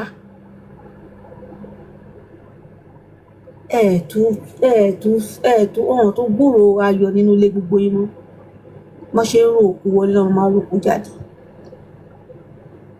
àdàbí tí òun bá pa ọkọ ẹ̀ àdàbí tí ilé amọ̀gbà kì í ṣọmọ ìlérí olúwa ṣùgbọ́n tó bá jẹ́ bẹ́ẹ̀ ẹ ti forí kégùn ó dẹ̀ di ègún sí yín lórí ó di ègún sínú ìdílé yín nítorí pé àyànfẹ́ Ọlọ́run làwọn tẹ̀ ń dà láàmú ó tó gẹ́ ẹ pariwo títí pé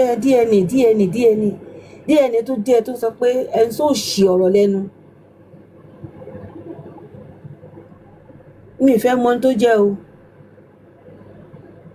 mi ì fẹ́ mọ tó bá jẹ́ jòsí náà ló ń robi sí Wùnmí ibi bá àwọn tó bímọ fún kọ́ máa ranjúlẹ̀ kọ́ máa wò anybody ni mo sọ tó bá robi sáwọn méjèèjì yẹn ibi ti bá yín torí Bíbélì ti sọ pé tó yẹ oko bá sunkún tó yan ojú ẹ̀ bá bọ́ sílẹ̀ ó máa gbọ́ ohùn ẹ̀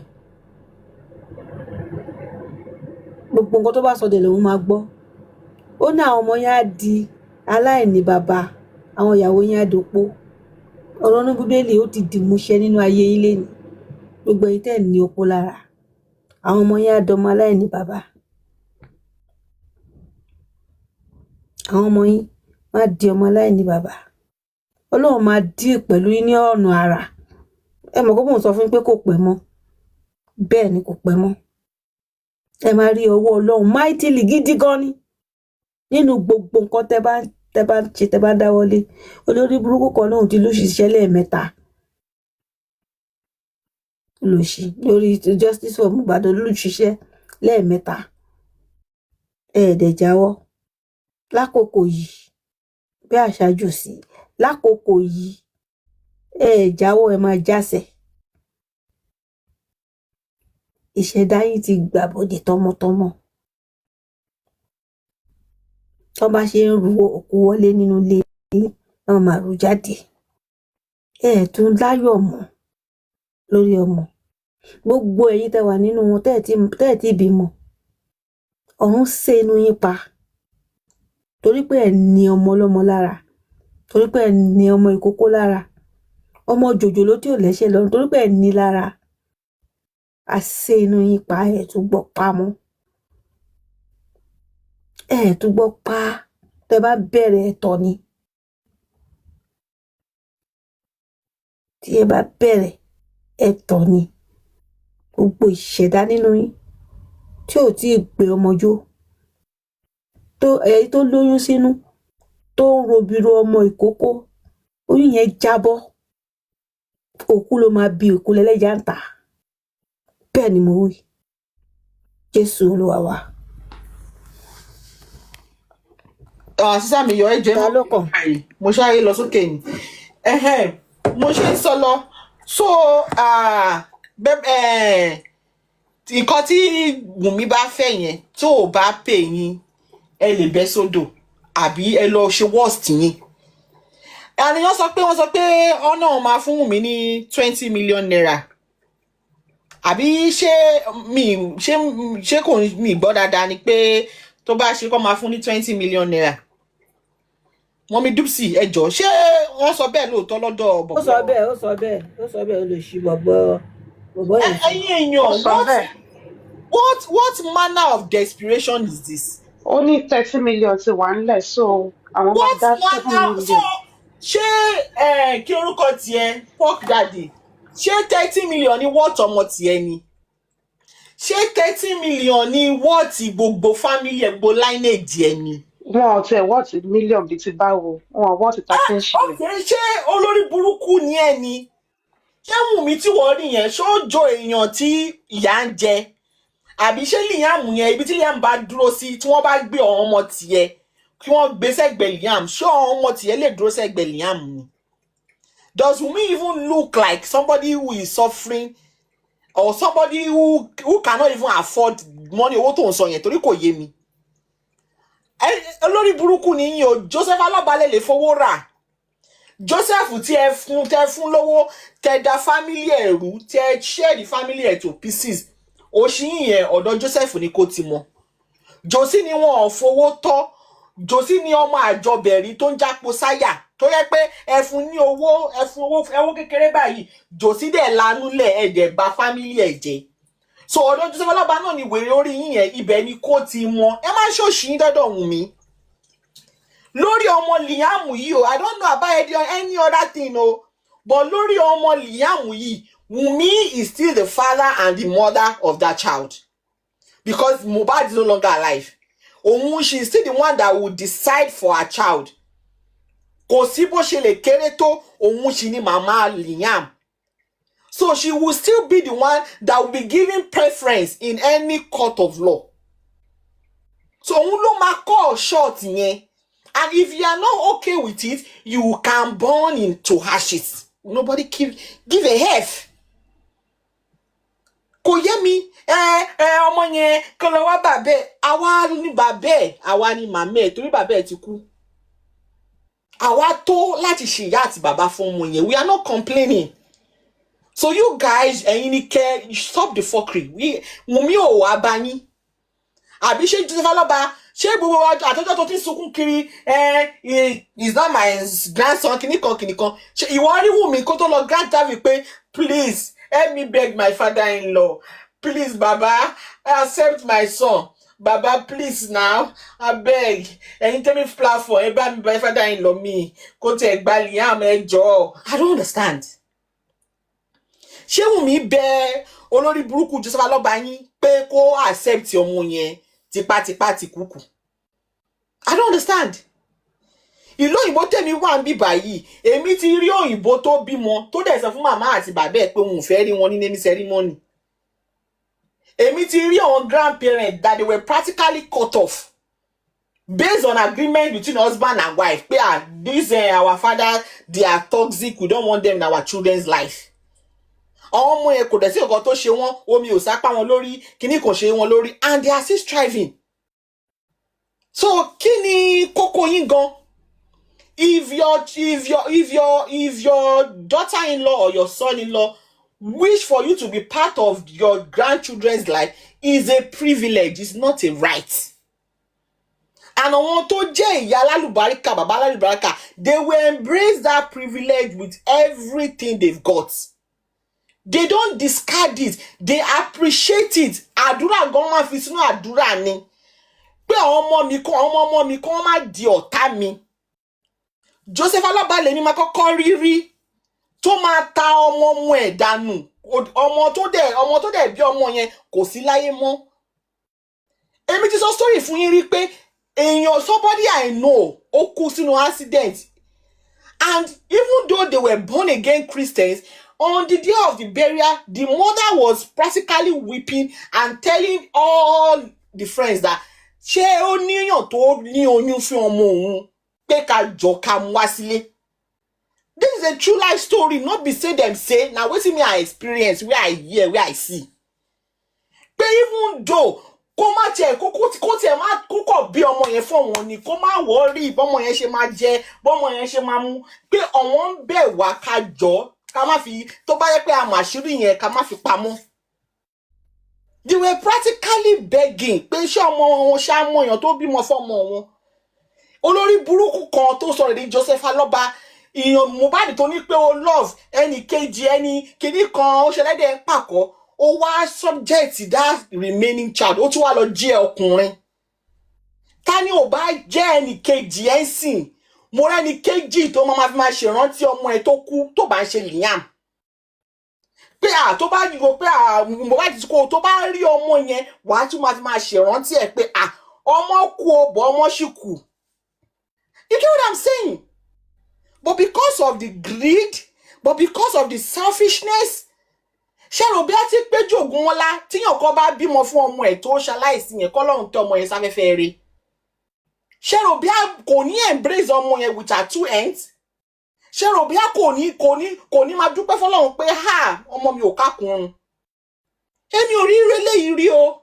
And you subjected that child, not only you disgracing the mother of that child, you practically subjected that child to bullying. Ọpẹ́lọpẹ́ Ọlọ́run àti àwọn supporters Wùmí ni wọ́n gba ọmọ yẹn lẹ́nu àwọn idiot yìí. Ó dé máa wá ń bẹ̀, wọ́n máa fọmọ yẹn wé ṣenge, wọ́n máa fọmọ yẹn wé pápálùwẹ̀, wọ́n máa fọmọ yẹn ṣe kinní kan. And you will be there. Ìwọ Joseph Aloba ó dẹ̀rọ bí Ọlọ́run ní fìyà jẹ. Ìwọ gan ti mọ̀ pé ọjọ́ tó bá sin Mohbad, ọjọ́ yẹn ni ìjì ẹ bẹ̀rẹ̀. Wọ́n ti sọ fún ẹ. Ó ti mọ̀ pé ọjọ́ tí ọmọ yẹn bá filẹ̀ ṣaṣọ bora, ọjọ́ yẹn ni ẹ̀sìn ẹ bẹ̀rẹ̀, ọjọ́ yẹn ni problem dààmú ayé ẹ ṣẹ̀ṣẹ̀ bẹ̀rẹ̀. So you are avoiding it, but kò sígbà tí má kú ò ní kú Joseph Aloba. Ó kàn sún ọjọ́ síwájú ni Mohbad sì máa wọlẹ̀, kò sí bó ṣe lè ṣe. Kò sí bó ṣe lè ṣe, kò sí oògùn tó lè fi ṣe, ọmọ yẹn sì máa wọlẹ̀. So ó kàn sún ọjọ́ yẹn síwájú ni. Torí ó ti mọ̀ pé ọjọ́ tọ́mọ yẹn bá wọlẹ̀ báyìí, ẹ̀san dé fún ẹnìyẹn. Ó mọ̀. Ló fi ń try all possible best to keep postponing it, gbogbo àwọn delay tactics yìí, you just keep doing it just to come as síwájú. Ọjọ́ alẹ́ máa korò Joseph. Because kò síyàn tó máa ṣe nǹkan tí yàn ò ṣe rí tójú ò ní rí nǹkan tójú yàn ò rí rí. What you've done is abominable. Abomination nìkan tó ṣe.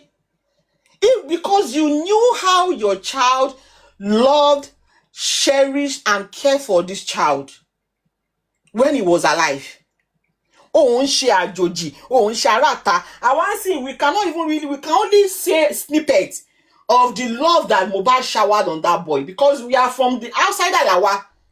But what you jẹ́ bàbá ọmọ yẹn, you know everything. But you want tí wọ́n tún pé kí ọmọ lọ kí Wùnmí tí wọ́n wẹ̀ wọ́n kiri, you were part of it. Ìwọ ló lọ show me tí wọ́n lò gbogbo ẹ̀. Ìwọ ló sọ time tó ọmọ ní kó súnmọ́ ara wọn kí ní ẹ̀ bá lè ṣiṣẹ́. Wọ́n tún bí ọmọ yẹn, wọ́n gbélé lọ́wọ́, wọ́n ṣèkómọ, you were there. Ọjọ́ tára bá ń rọ ọmọ yẹn, tó tútù bá mu, ọmọ yẹn máa pè dáàdì ẹ̀yin ṣe kí ni ká lò fún, ó lè sọ fún mi pé wọn ò pè é. Ó máa lọ sílé wọn, wàá gbé ọmọ yẹn sẹ́sẹ̀, wàá kọ́dù lẹ̀. Ha! Josie, ọjọ́ alẹ́ máa korò, Ọlọ́run. Ó máa korò ju Alomo bitters lọ. I'm telling you. Ìwọ gan tí máa gbáradì fún àìsàn tó máa dé bẹ́ẹ̀, ìwọ gan tí máa gbáradì. Because tó bá ń ṣe lóògùn, ògùn gùn ṣùgbọ́n kí ni ó lópin. Ògùn ògùn ṣùgbọ́n kí ni ó lópin. What you did to that child, kátẹ́ yọ Wùnmí, bọ̀gọ́ tó ṣe fún ọmọ òkú ọ̀run yẹn is abomination. Is unforgivable. Joseph Aloba. Tó wá gbé ọmọ yẹn tó gbé. If you have an issue with your daughter-in-law, àtayédáyé ni àwọn in-laws ti ní issue pẹ̀lú daughter or son-in-law. Why must you involve that innocent child in your nonsense? Àwọn families ń ṣe DNA now tí wọ́n dẹ̀ máa fi ṣe òkúnulé. Mo ti sọ story fún yín rí pé brother-in-law mi ṣe DNA on first child ẹ̀. Ayé ìgbà tó ju hotel tí là tó fún gẹ̀yìn lóyún. Àwa family la mọ̀ ń pẹ̀. Bí wọ́n ṣe gba sample, ìgbà ilẹ̀ mi fi mọ̀ pé wọ́n ń ṣe DNA ní Nigeria. They only collect sample in Nigeria. South Africa ló ti lọ ṣe. That is my first time tí ma rí DNA result mi rí láyé mi. Ìgbà ilẹ̀ mi fi mọ̀ pé kò sí any hospital tó ń ṣe DNA test in Nigeria that I'm privy to. They will only collect the sample, they will send it overseas. And the nearest to Nigeria is South Africa. Ìgbà ilẹ̀ mímọ̀. Àárín family láti ṣe, ó dẹ̀ tán síbẹ̀. The result, it was just the immediate family. Láà mọ̀ ń pẹ̀. Ìwọ dẹ̀ wá sọ DNA ọmọ ẹ̀, ó wá sọ di national debate. Ó wá sọ di nǹkan tí ajá tẹran, gbogbo èèyàn wọ́n fẹnu sí. Ṣé àwọn tí ó lọ ń gbé ọ̀rọ̀ ọmọ ọmọ ẹ̀ fún, ṣé àwọn tí wọ́n problem tó wọ́n ní individual family wọn, have they ever come out to table it even before you, Joseph Aloba? Sórí pé ayé ẹ̀ ti bàjẹ́, Joseph.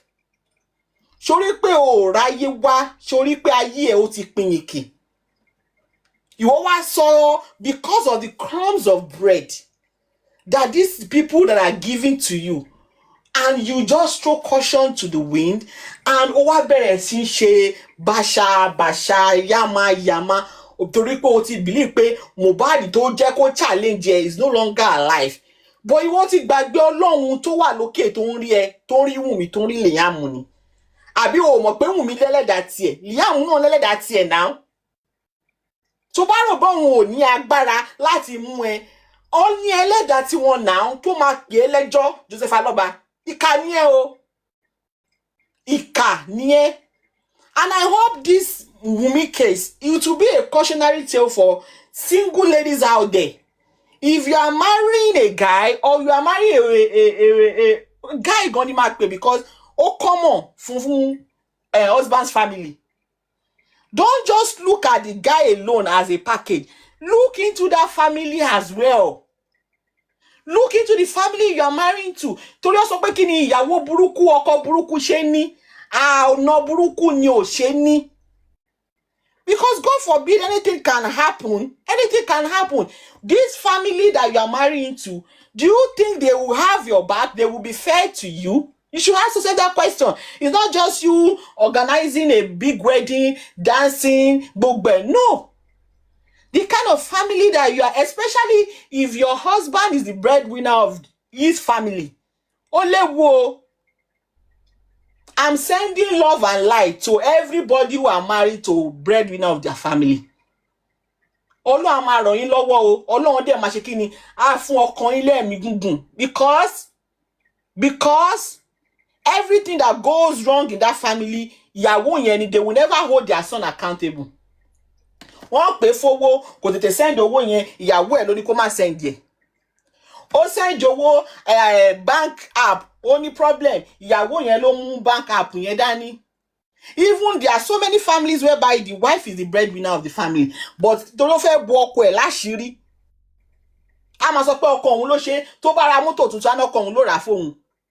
Tó bá ṣí ṣọ́ọ̀bù tuntun á ní ọkọ òun ló ṣí ṣọ́ọ̀bù tuntun fóun. Our family á ní gbogbo owó ọmọ wa ló ti ná. Not knowing that the wife, that's why I'm not of the school of thought. Pé ìwọ obìnrin tó bá ṣe nǹkan fún ara ẹ̀ kó máa sọ pé ọkọ ẹ̀ ló ṣe fún ẹ. I don't support it. Me o, benevolence lèmi mò ń sọ̀rọ̀. If you've earned that money and you buy a house for yourself, you buy a car for yourself, girl, you need to own it with your full chest. Because it's your blood, it's your sweat. You shouldn't lower yourself to lift up your husband. No. Me, I'm not that school of thought. If you buy that latest car, girl, you need to flaunt it and tell it to anybody who cares to hear. That is my car, is in my name, is in my blood and sweat. You earn it. Òun fọdẹ pé àwọn family mọ̀ pé náà kíní kan ó ti ná gbogbo owó ọmọ wa, kíní kan ẹ rí, ojoojúmọ́ ló ra wíìgì tuntun, ojoojúmọ́ ló ra bàtà tuntun, ojoojúmọ́ ló ra kíní kan tuntun. Ibẹ̀ ni enmity ti ń bẹ̀rẹ̀. Ibẹ̀ ni problem ti ń bẹ̀rẹ̀ fún àwọn obìnrin míì. Bá ṣe máa ń fa wàhálà sínú life wa nìyẹn. Why would you buy something for yourself and you be saying ọkọ ẹ ló rà? Me, I don't understand. Ṣé wọ́n forí ìwọ gba pàrọ̀ ni? Ṣé obìnrin òun ṣoríire family tiẹ̀ ni? Does you claiming your blood and sweat, does it lower your husband masculinity? Ṣé ó sọ ọkọ ẹ dẹni ẹ̀yìn ni? No. You work for it. It's your blood and sweat. You earn it and you have every right to flaunt it. Blood and sweat, any.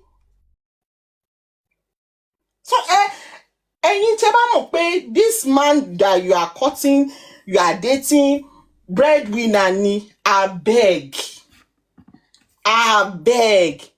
Number one, save for the rainy days. Number two, if you are contributing the same amount of money, or even if you are contributing more, let your husband family be aware. Èèyàn tó wá máa forí gbá gate kó forí gbá, kò kàn yín o. Because you are saving yourself from future embarrassment. Kí wèrè kó má sọ pé ó ti pa tán, gbogbo ẹ̀ ló ti ná tán, nǹkan tó fi pa nìyẹn. No. And make sure the family that your husband is the breadwinner of pé wọ́n ń ṣe leeches o. They are not parasites. Bí ọkọ ẹ̀ ṣe ń try láti gbé wọn dìde, àwọn náà ń gbéra wọn dìde ni o. Or else ó léwu o. Ẹ gbọ́rọ̀ tẹ́mi mímọ́ ń sọ. Ó léwu. That's why I say don't just follow J4M because you just want entertainment or because no. Bá ṣe ń ṣe back and forth náà mo fi Ọlọ́run bẹ̀ wá. Let's take life lessons from it as well. Because ìrírí ayé tó eléyìí, ìrírí ayé kò jù báyìí lọ o. Me, I've learned a lot. Mo ti learn gan o, Ọlọ́run.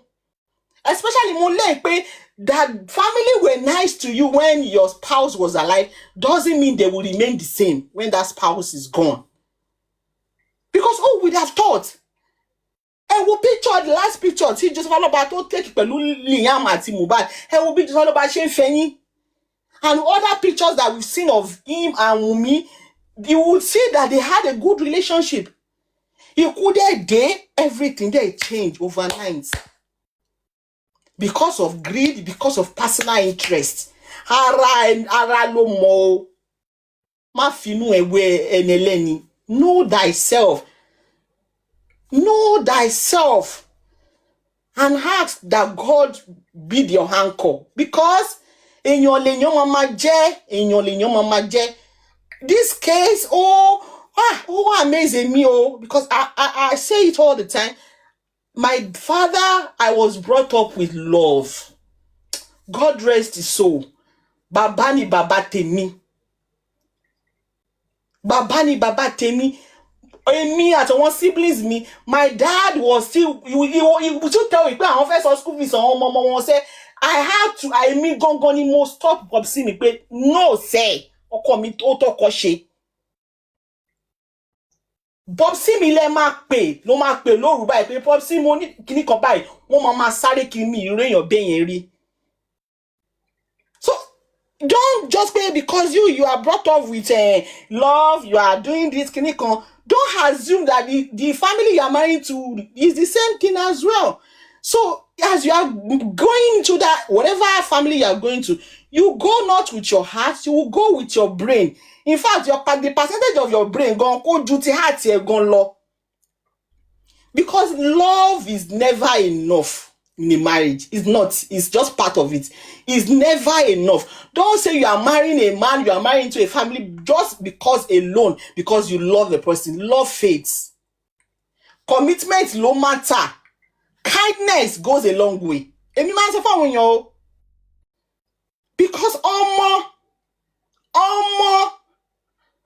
Aloba family shock me o. Me, I never see this kind of thing for my life. Kéèyàn wà shameless to the extent pé kò tẹ́ lè hide ẹ̀ mọ́ pé family lòun fẹ́. Ọmọ tó tẹ́ ẹ̀ tí wọlé ẹ̀ tí wá administrator. Ṣebí court ló máa ń wá administrator fún yàn. Somebody that intestate. Ẹ ti ń pín láàrin ara yín. Ìyá Mohbad tó bímọ gan mi rò bí ẹ mú as administrator, mi rò bí ẹ mú family ẹ̀ kankan as administrator. Ẹ ti kún ẹ ti pa ọmọ tó tẹ́ ẹ̀ tí wọlé tẹ́ ẹ̀ tí faṣọ bò láṣìírí. Ẹ ti mú administrator láàrin ara yín. Ọmọ Mr. Molade, ẹ káàárọ̀ o. Good morning. Yes, ẹ káàárọ̀ jàre ṣe wà. Mo wà o. Ẹ káàárọ̀ gbogbo ilé. Aṣáàkú bó ṣe ń lọ. Me, I have few words for 3 people. Joseph Aloba, Pokyok, àti Famuyiwa. Famuyiwa orí ẹni màá ti kọ́kọ́ bẹ̀rẹ̀. Ẹ gbádùn sà. Because ọmọ tó rírí láyé ẹ̀. Ó rí ọmọ yẹn rí according to ìyá Mohbad ó rí rí. Wọ́n wá ń fi orúkọ sí ara àwọn tó máa manage estate ọkàn ẹ̀ dẹ̀ balẹ̀. Ṣó fẹ́ kó há ẹ lọ́fun ni. Ó tẹ̀ máa há ẹ lọ́fun because ó ti bẹ̀rẹ̀ látorí owó GoFundMe. Most of nǹkan tó wà ńlẹ̀ yìí ìwọ ló fà. Ó wà lára àwọn tó bẹ̀rẹ̀. Olórí burúkú àgbàyà ni àgbà játijàti.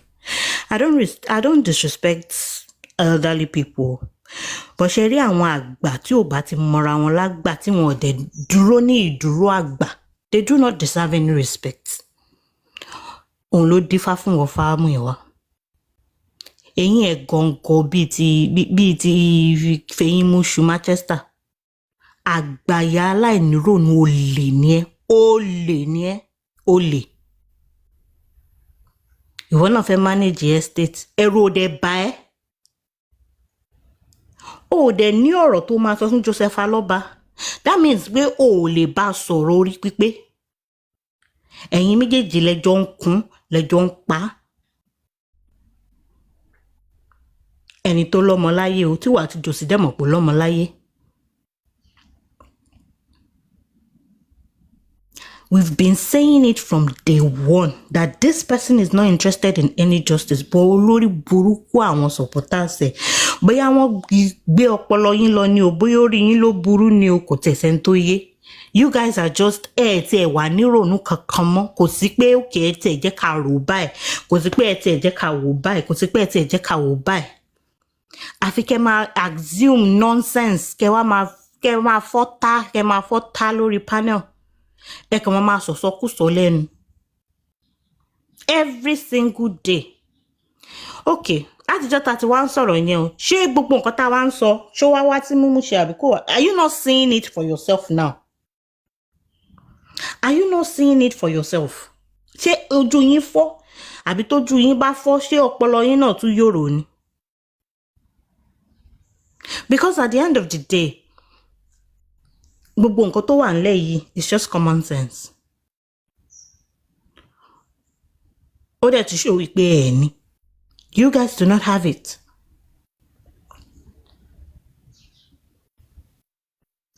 Fámúyìwá ó fẹ́ jogún ó dẹ̀ mú kan nú àwọn ọmọ títí ẹ̀ kó pàdánù kó lọ jogún ẹ̀ tàbí kó wá kan tó ṣoríire ní ìtẹ̀rù pé ṣoríire nínú ẹbí yín náà torí ẹ̀ ní gbogbo yín ṣe dé yín délé tó wà nílẹ̀ ẹbí játijàti ẹbí rádaràda ẹbí tó fi ń ṣépè fún ẹbí èmi ò dẹ̀ rí ẹ bá wí bí ìṣe jòsí ló lórí òun kún kí gbogbo yín wá bóun fa ẹ̀yin àgbàyà aláìníròónú yìí tí ẹ̀ lọ́pọlọ ni ṣé nǹkan tó kàn yín kàn nínú gbogbo nǹkan tó wà nílẹ̀ nìyẹn ẹ fi ọmọ ọlọ́mọ sílẹ̀ nínú mortuary for over 2 years going to 3 years now tó bá fi máa tó January nísìnyí àti máa sọ wípé for 3 years you left him there and all you can think of is how to manage his estate ìwọ mú ìwà ó fẹ́ lálẹ̀ fún ẹni tó ní nǹkan gọgọgọ sórí ẹ burú ni ẹgbà sọ́nìmú the thing is whatever it is tẹ́ bá ń discuss nínú ẹbí yín kò lè override the law tó wà ní kò lè override Nigerian constitution whatever tẹ́ bá ń sọ nínú ẹbí yín torí tẹ́ bá sọ lọ tẹ́ bá sọ bọ̀ ẹ kì í yára yín lọ́pọlọ and that is the problem. Nǹkan tó fi lè jẹ́ kí olòṣì Adégbìtẹ́ whatever tó pe rẹ̀ tó fi ń pariwo lánàá ṣe rí gbogbo ẹ̀yin tẹ́ bá ń insist wípé Liam ọmọ àlè ni lójú ayé lẹ máa wà tí gbogbo àwọn ọmọ tó bá tara yín jáde máa di ọmọ ọlọ́mọ ikú ò ní pa yín o bó ojú yín máa ráre ẹ ní rí àánú ìkankan nínú àwọn ọmọ tẹ́ dẹ̀jẹ̀ lórí torí nǹkan tẹ́ wíṣì fún Mohbad nìyẹn.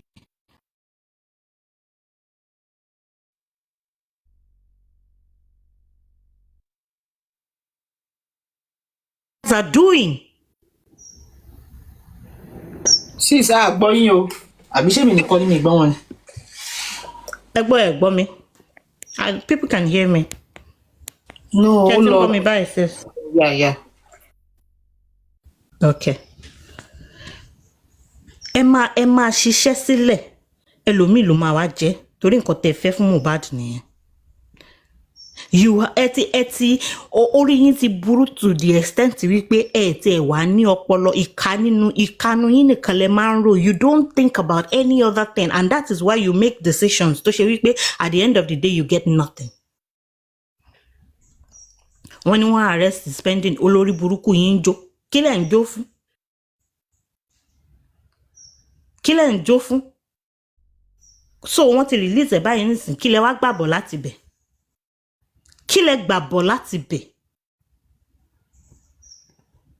Call your surname wèrè Adégbìtẹ́ bọ́sìtà lánàá ó ń sọ̀sọ̀kúsọ lẹ́nu bẹ́ẹ̀ ni pé wọ́n appoint as Aloba's head of the family orí TikTok aṣíèrè ẹ̀dá olóbùkú. Ìkà tẹ́ ẹ fẹ́ ṣe kò kí ń jẹ́ kí ẹ máa ronú wípé ẹ̀yin náà bímọ. ẹ rò pé kàn lè jáde kẹ́kọ̀ọ́ máa sọ̀rọ̀ ẹ̀kọ́ máa sọ àwọn ọ̀rọ̀ tí kò bá kúngbé àwọn ọ̀rọ̀ òṣì lẹ́nu. Wọ́n wá ń fi orúkọ ọ̀wọ́ olórí burúkú Fámúyìwá wọ́n ní kó wá manage nǹkan ó dẹ̀ sọ pé rárá kò yẹ kó kan ìwọ. Làákàyè ò débẹ̀ àbí òfò ló máa ṣe. Fámúyìwá wàá ṣiṣẹ́ báyìí wàá fi ojú ọwọ́ ṣiṣẹ́ wàá fi ẹ̀yìn ọwọ́ ẹ̀ wàá fi dànù fúnra rẹ̀ bó ṣe máa rí fún ẹ nìyẹn kì í ṣe pé because nǹkan tí wọ́n ń ṣe fún ẹlòmíì nìyẹn nǹkan tó ń ṣe fún Mohbad nìyẹn òun ló ṣe fíìl pé Mohbad á ṣiṣẹ́ sílẹ̀ á dẹ̀ tọ̀ sí irú ẹ̀ láì ṣe pé ọmọ tó bí ó wà involved. Ẹ̀yin wá lẹ́ẹ̀ fi slot kan sílẹ̀ ọ̀hún títẹ́ bá tó ṣe DNA ẹ mọ̀ pé fẹ́ ṣèyẹn lẹ̀ kọ́kọ́ lọ gbájúmọ́ DNA ni wọ́n pè wọ́ lórí burúkú Jòsí Alọ́ba pé kò wá point lo dérí mọ́lé láti ẹjọ́ ẹ̀ kò ní dáa fún ẹ. mi kì í ṣépè fún ẹ tẹ́lẹ̀tẹ́lẹ̀ bọ̀ sórí nǹkan tó o ṣe lẹ́nu ọjọ́ mẹ́ta yìí ọ̀rọ̀ ẹ ju èpè lọ ọ̀rọ̀ ẹ ó ju èpè ló máa pa ẹ́ gbogbo owó tó tiẹ̀ fún ẹ gan ó rí pé kò yọ lára ẹ ni ibi tí ìṣẹ́ tó bá ẹ mulẹ̀ bí ẹ̀gbẹ́ ṣùdé o tún rí millions gan o tún yàtọ̀ sígbà tó o rí millions o tún ti padà sí ẹsẹ̀ àárọ̀ ẹ bó dẹ̀ ṣe máa rí fún ẹ nìyẹn bó ṣe máa rí fún ẹ nìyẹn nítorí pé kí ni kò sí bàbá gidi kan tó ń ṣe nǹkan tó kò sí bàbá rere kan bàbá alárùbáríkà kankan kò lè ṣe nǹkan tó ń ṣe. And I always say it wípé tẹ́ ẹ bá fẹ́ rí ẹ̀sìn ara yín sẹ̀ make any post put it on Instagram go and read the comments there. Ẹ lọ ka àwọn comments tó wà ń bẹ most of them tó wà lórí Instagram wọn ọ̀ràn wù mí they are not on any side. Bọ̀ ọpọlọ orí wọn their common sense ó ń sọ fún wọn wípé no this thing that this man is doing kò normal.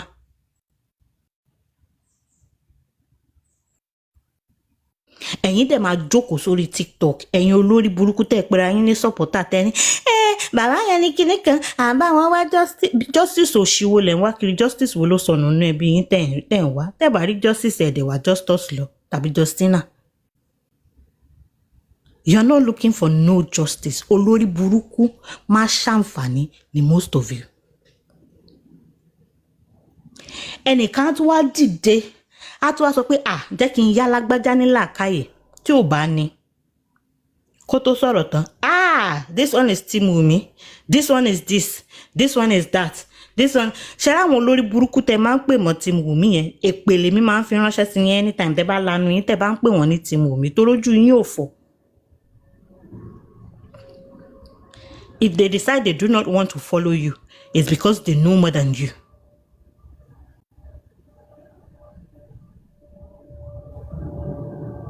It's because they know more than you. Wọ́n dẹ̀ mọ nǹkan tí wọ́n ń sọ. But you would rather sit there enjoy kan jókòó sí kẹ́ kórí burúkú jọ kán máa parọ́ fún yín ìyẹn lẹ enjoy torí ẹ̀ lẹ ṣe ń hélì Yomi onírọ́.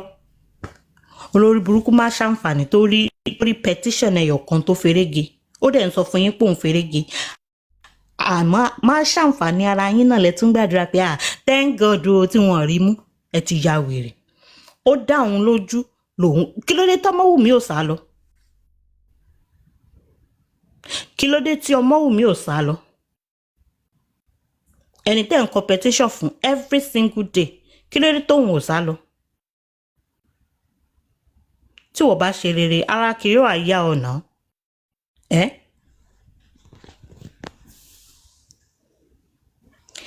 ẹ̀dẹ̀ ti gbàgbé àtúbọ̀tán ṣẹ́rí ẹlòmíì nínú yín ó máa wá omijé ní ojú báyìí kò ní rí by the time tí justice for Mohbad tẹ́ bá fi máa mọ ìtumọ̀ nǹkan tẹ́ ẹ̀ ń ṣe tójú yín máa là sí the damage you have done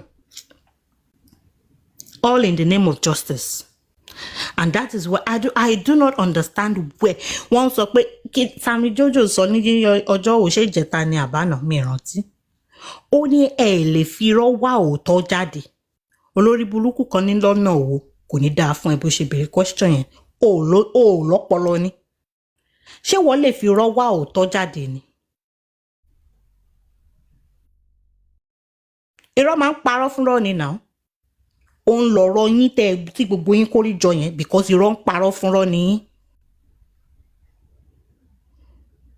Up to yesterday evening arìndín sì believe pé Ọmọ́wùmí wà l'Àbújá níbì kan wọ́n ń tọ́jú ẹ̀ wọ́n á máa tọ́jú Ọmọ́wùmí l'Àbújá àwa wà ń bíbà lórí platform àá máa rẹ́rìn Ọlọ́run ní jẹ́ kémi rẹ́rìn ẹ̀rín àpàpàǹdodo mi ní bá wọn rin ìwọ àtàwọn ẹbí ẹ àtàwọn mọ̀lẹ́bí àtàwọn ọmọ ẹ lẹ máa rẹ́rìn àpàpàǹdodo nígbà tó bá yẹ kẹ́ ẹ máa sùn ẹ máa rẹ́rìn kíkan ní ẹ̀rín kíkan by force ẹ̀rín lẹ máa rín nígbà tó bá yẹ kẹ́ ẹ máa sunkún you people must be very very stupid.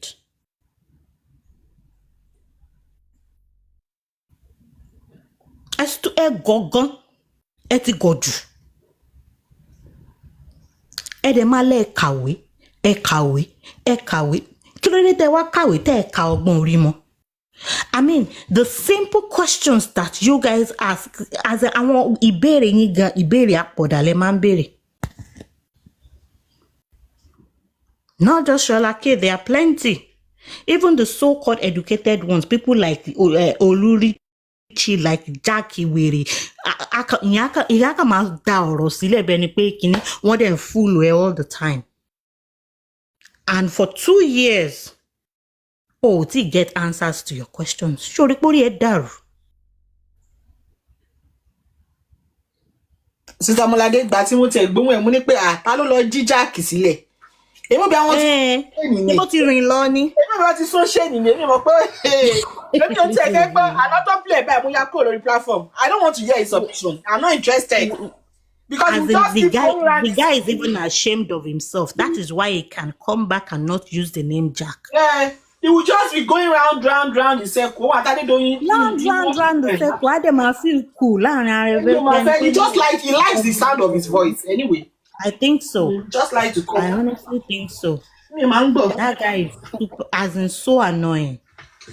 He doesn't make one single sense. So annoying. So ìwọ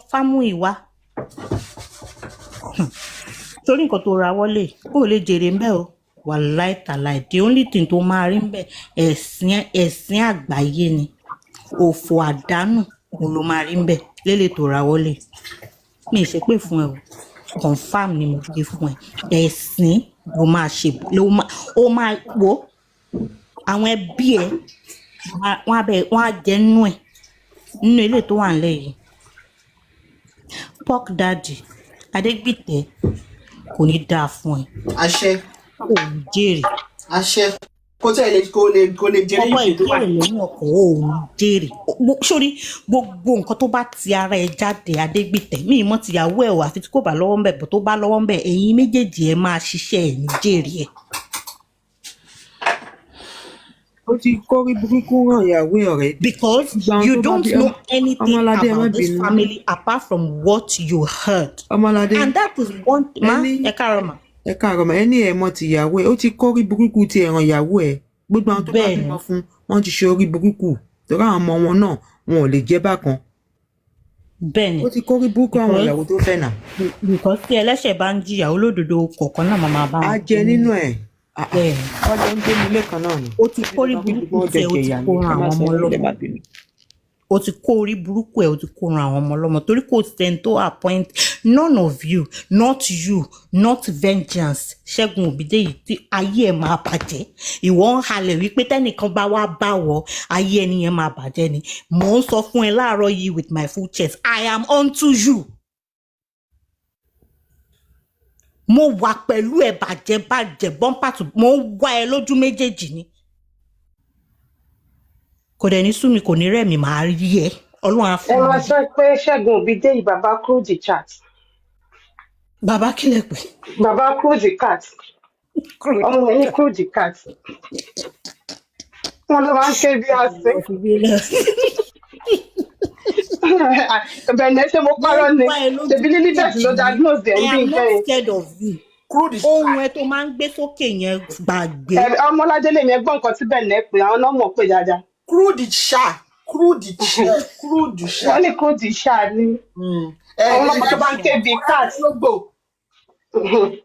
Ìwọ wèrè aláwòkù yìí tá ló ń halẹ̀ mọ́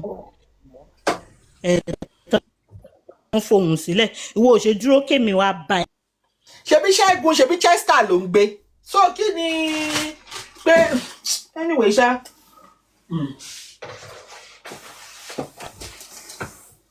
Àfi tó bá gbé UK mọ́ o.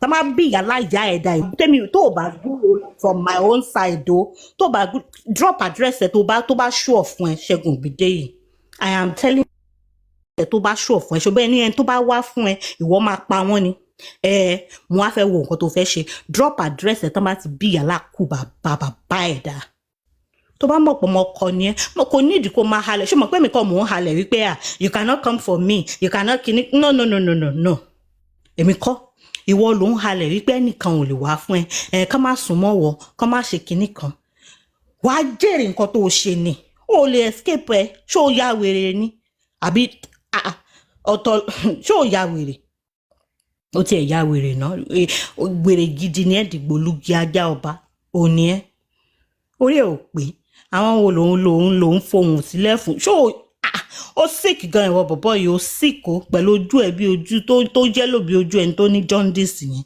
àṣìírí a máa gbó láàárọ̀ a máa gbó lọ́sàn-án a máa gbó lálẹ́. So definitely ẹ̀rù bà Ṣẹ́gun nìyẹn o. Exactly he knows now. ó sọ pé ẹni tó bá wá fún ẹ tó bá see àwọn ohun yẹn ohun bàbá ńlá coward you are a coward. Yàn tó lè go first ta. aṣọ ọ̀fun ẹ drop address yẹn tó o bá drop address yẹn níbẹ̀ yìí sọ fún mi láàárọ̀ pé I am looking for you.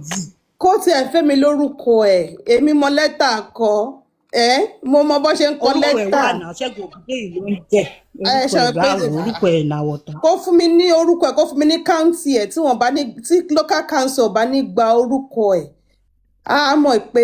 mo ní káùntì. ẹjọ ẹ send ẹ sí mi. You're mad or something. ẹ̀yin wèrè tẹ dìgbòlugi aláfiṣe olùṣí bàbá Kúrúdìchà. Ṣẹ́gun ṣó ya wèrè ní ó ya wèrè. tó ti rí ìyàlẹ̀ tó ń ha yẹn gọ̀gọ̀gọ̀gọ̀gọ̀ ló máa wá tẹ̀ wá jẹ́ kí n wá tà tán sórí mátà ẹ̀. pé mi ìnira àdírẹ́sì yẹn irọ́ ló pa bó o change address léni yìí màá tún wá ẹ débẹ̀ tó lórí ẹ̀ burú ni nígbà tó mọ̀ pé you are not sure of what you are saying kí ló yẹ tó ń gbó nígbà tó mọ̀ wípé òkè ò ẹ̀rù ń bá ẹ pé kìnnìkan kò yẹ kẹ́rù máa bà yín that is just it ẹ wá jókòó síbẹ̀ yẹn olórí burúkú àmà yín wọ́n halẹ̀ mọ́ yín ta ló ń halẹ̀ mọ́ yín nobody is halẹ̀ yín mọ́ yín because at the end of the day tẹ́ ẹ bá mọ̀ pé okay ọ̀rọ̀ we are fighting for justice lásán activist lẹ pera yín ẹ̀yin olóbùkú ẹ̀yin activist tẹ́ mọ̀ pé okay ọ̀rọ̀ tẹ́ ẹ̀ ń sọ ẹ̀ ń wá justice ni báwo lẹ ṣe ń ṣẹ̀ sí òfin through looking whilst you are looking for justice ẹ jẹ́ kó yé mi. àṣìírí àkúdàáyà lọ́jọ́ wo ẹni that is why they also arrested Samsodium dandan orí ẹ̀ burú. orí ẹ ò burú ìwọ fẹ́ compare case yẹn sí case Samsodium àbí kí lórúkọ wèrè yẹn àmúgbó tó ṣe wípé video evidence there la ní kì í ṣe no be just voice and it is not èèyàn tó break the law to the eyes of everybody. èèyàn break law ẹ̀dẹ̀ ń pè ní activist ẹ̀ ló ń ṣiṣẹ́ ló ń wá justice we are trying to shut him up sórí yín burú ni ta ló ní kẹ́ má wá justice òfò tẹ̀ ń wá ẹ wá justice yín but do it pẹ̀lú orí pípé pẹ̀lú ẹkíní kan but ìwọ tó bá ti sọ pé ó ya wèrè tó lò fẹ́ ta tán tó lórí ẹ̀ burú àwa gan sọ fún yín pé wèrè pọ̀ nílẹ̀ wèrè láti ń wo wèrè ẹ má bínú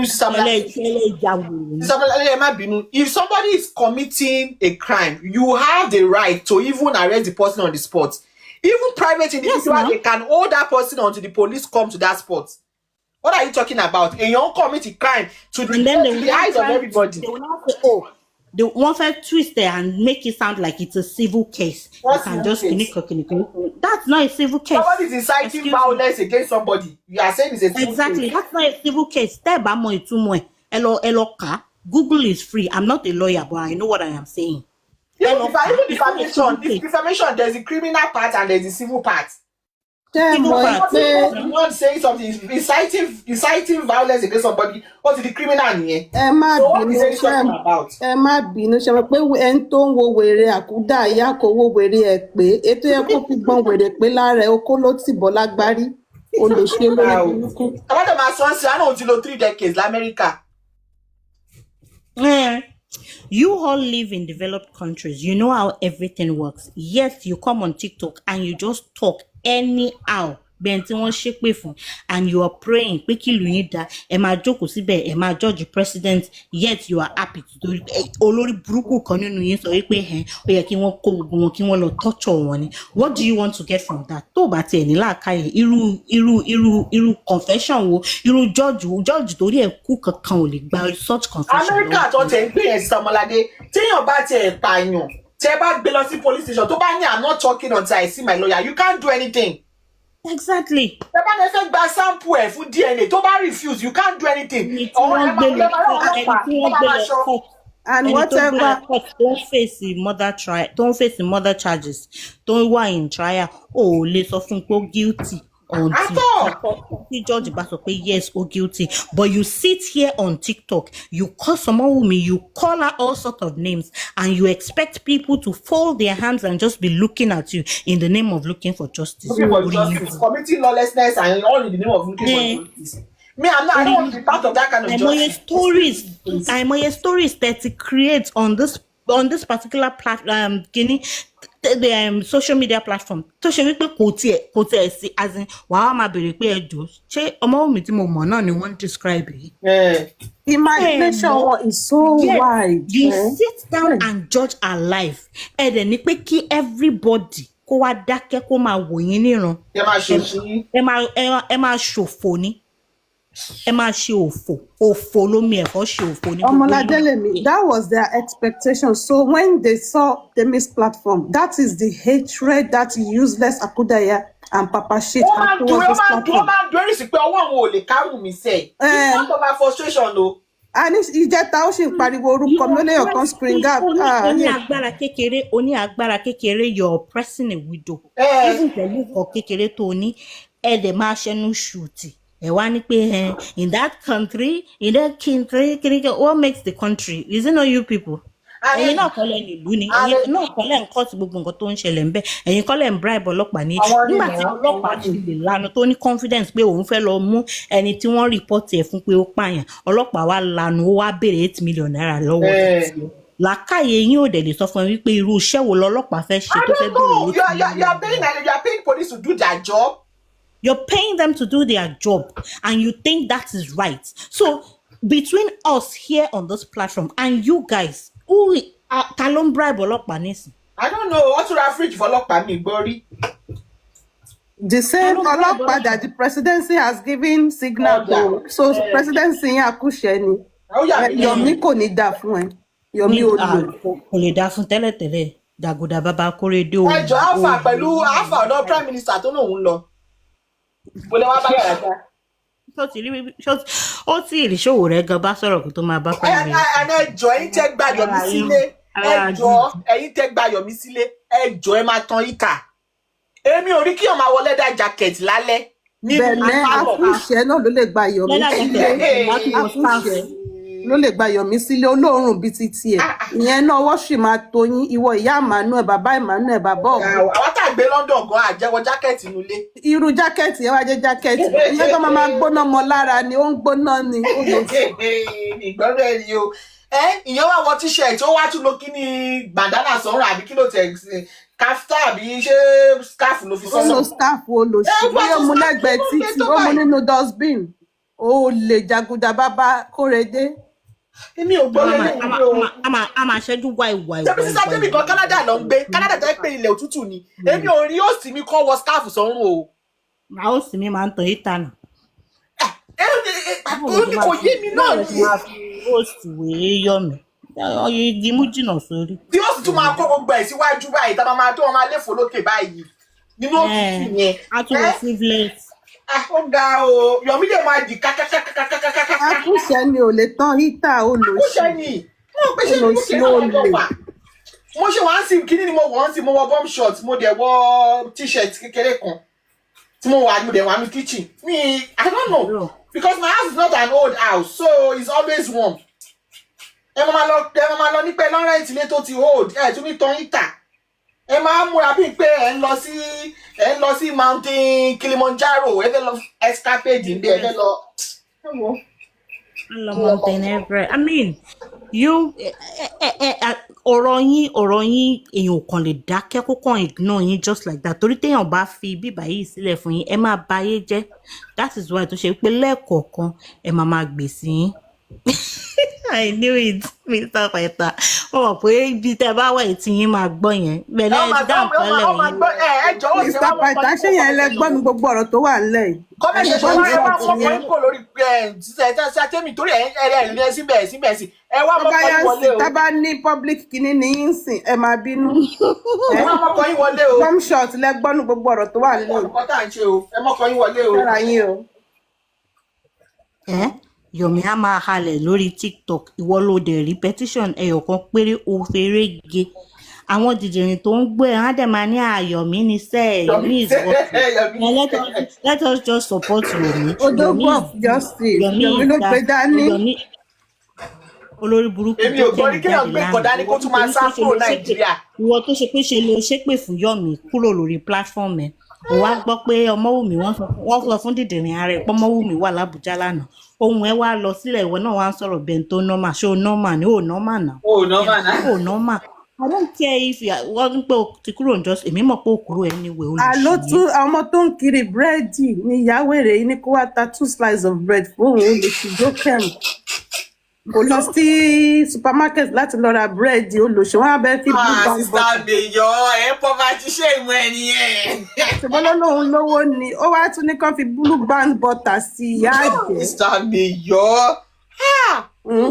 Gbogbo owó tẹ kán fi jẹ wọn ti ṣe justice. ẹ̀yin tó ní platform weekend ṣá. ẹ ṣáà má ṣe sísá mi yọ torí ọ̀nà different level ẹgbà mi yọ ní different level ló wà àánú ń tẹ̀ máa ń ṣe nílẹ̀ bọ́ ẹ lọ́pọlọ náà ni if not ṣé kò yẹ kọ́rọ̀ máa dùn yín wọ́n sọ náà ní làákàyè ẹ tún máa jókòó ní ìtùtù bá ti di bí 11 lè máa fọ́ tá lè máa sọ̀sọ́kùsọ lẹ́nu. ó ti ẹ̀ka mo wà l'Ábùjá wọn tọ́jú èmi ìgbọ́ rí wọ́n dájà yìí.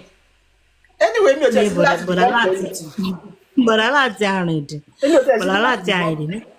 kí ló ń ṣẹlẹ̀ l'Ábùjá náà nìyí. ojú kan yìí máa wà ní tó tí wọ́n máa gbé lọ́wọ́.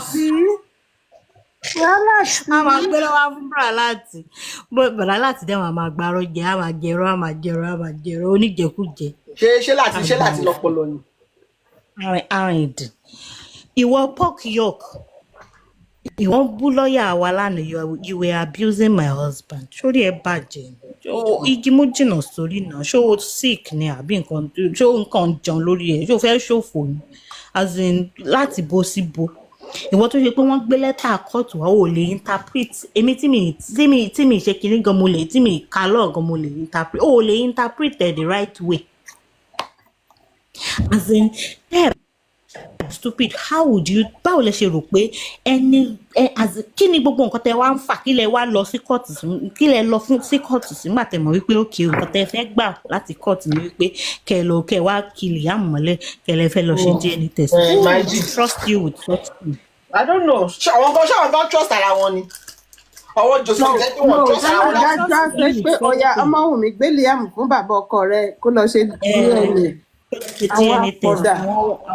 àwọn obìnrin tí wọ́n táyé ti láyé lọ́rọ̀ táyé ti láyé sọ̀rọ̀ wọn láàrin yín náà what is the big deal in doing this DNA big deal bàbá ńlá big deal and what's the big deal for you what's the big deal nínú yín tó fún lóyún. and okay kí ni big deal if you allow the court to supervise it what's the big deal. Exactly. What's the big deal? Why? What are you hiding? When the Josie does not have something to hide. And it is just mere stupidity. The bands of wípé you do not trust the system. Yeah, exactly. So we you're still calling on the same system. You're still calling on the same system to do the needful. But you trust the system or not? Well, you trust the system to give you justice. Is that not contradictory?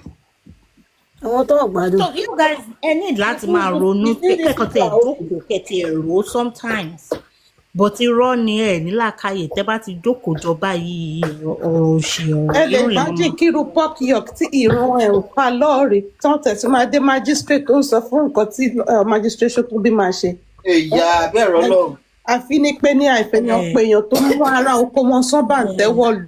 but are you paying me? Everybody is a lawyer now. Everybody is a lawyer. Ẹ jọ̀ọ́ má máa pè mí ní báyìí sábẹ̀ náà o. Ẹ jọ̀ọ́ o lọ́ọ̀yà ti pọ̀ gan lórí TikTok o. Àti pọ̀ lọ́ọ̀yà dání lórí TikTok báyìí. Lọ́ọ̀yà yàtọ̀ sí lọ́ọ̀yà wa. Everybody is not a lawyer. Lọ́ọ̀yà wa. Àwa oríṣiríṣi àwọn èèyàn wọn download pé àwọn wèrè àtọwọ́dá lọ́ọ̀yà bíi pop daddy àtọwọ́dá àǹtí tiẹ̀ lọ́ọ̀yà òjijì àwọn ẹni ìpè àwọn tó tẹ̀sìn máa pa I mean, ta ló appointed as Aloba's family spokesperson PR tó wá ń fọ́ tó wá bọ́ tó PR ta òun ló ní PR appointed ní kò ní òun ní dáfẹ́ tó PR appoint nísìn. kò ní dáfẹ́ tó appointed ní PR kò ní dá fóun gangan tó decide láti gba PR. Gúrẹ́sì ò ṣe PR mọ́ ni. Ebi ṣe Gúrẹ́sì nìyẹn tẹ́lẹ̀. àwọn lè ló front nísìn. àwọn lè ló front nísìn. àwọn ló Like it front doesn't make nísìn. any sense. Kílẹ̀ táwọn ò ní PR kọ́kọ́ àbí as in ọ̀rọ̀ wọn ó kàn ó máa ń rùyàn nínú téèyàn bá ń rò sometimes it doesn't make any sense. Mi ìgbọ́rí. Wùmí àwa gbé ọmọ ilé Joseph Alọ́ba lọ́wọ́. Máa wọ the next available flight lọ fún oní ẹgbà. Ìgbà yẹn ni mi máa mọ̀ mí pé àìbí ọgbà gbogbo ibi tó ń lọ wàá gbé ọmọ tèmi lọ fún Joseph Alọ́ba. Má try ẹ o, èso oníṣẹ́ o. Mi má try ẹ o, mo burú o. Omi ò tẹ̀lé try ẹ. Omi ò tẹ̀lé try ẹ gbàgbé mi. The next available flight you will see me in Lagos.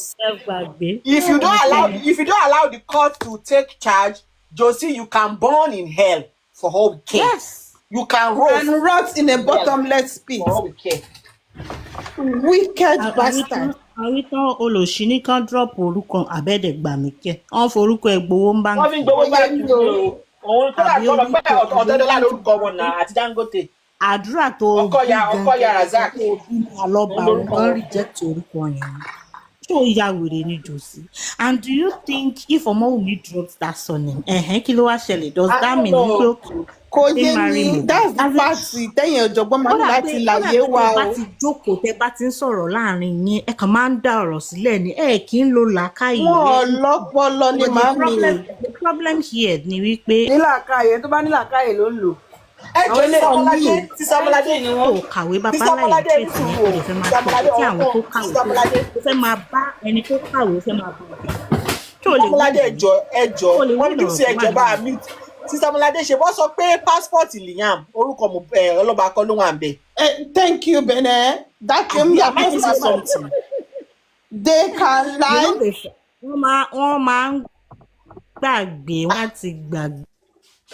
Ẹ sọ pé orúkọ Ọlọ́ba kọ́ ló wà lórí passport Liam. Tí ṣáájú olójú dúdú ají bluetooth sóbò náà túbọ̀ ta tó wá sọ o. Ìtàdé náà sọ bẹ́ẹ̀ náà pé passport Wùmí àti Liam pé orúkọ Alọ́ba kọ́ ló wà ń bẹ̀. So why you people now bothering yourself pé kó yọ orúkọ tí ó sì bẹ́ẹ̀ lórúkọ yín kọ́ ló wà lórí international passport wọn náà. So what is the stress about? Níbo ni Ọmọwùmí tiẹ̀ ti ń lo orúkọ yẹn tára fi ń ni wọ́n tí kì í bá jẹ́ pé lórí burúkú ni York Daddy. Níbo ni Ọmọwùmí ti lo orúkọ yẹn apart from court proceedings and all. And if she actually dropped the name, does that mean she wasn't married to Mohbad? Will it automatically do you think you will have a grant pé now that after all she's no longer bearing Aloba ẹ ti ya wèrè orí ẹ ò pé sẹ pop york orí ẹ ò pé nǹkan tó ń ṣe àtọwọ́dá lọ́yọ̀ òjijì nǹkan tó ń ṣe kò ní ọpọlọ kankan nǹkan tó ń ṣe kò make sense because at the end of the day ó drop ẹ o kò drop ẹ o it doesn't change facts tó wà nílẹ̀.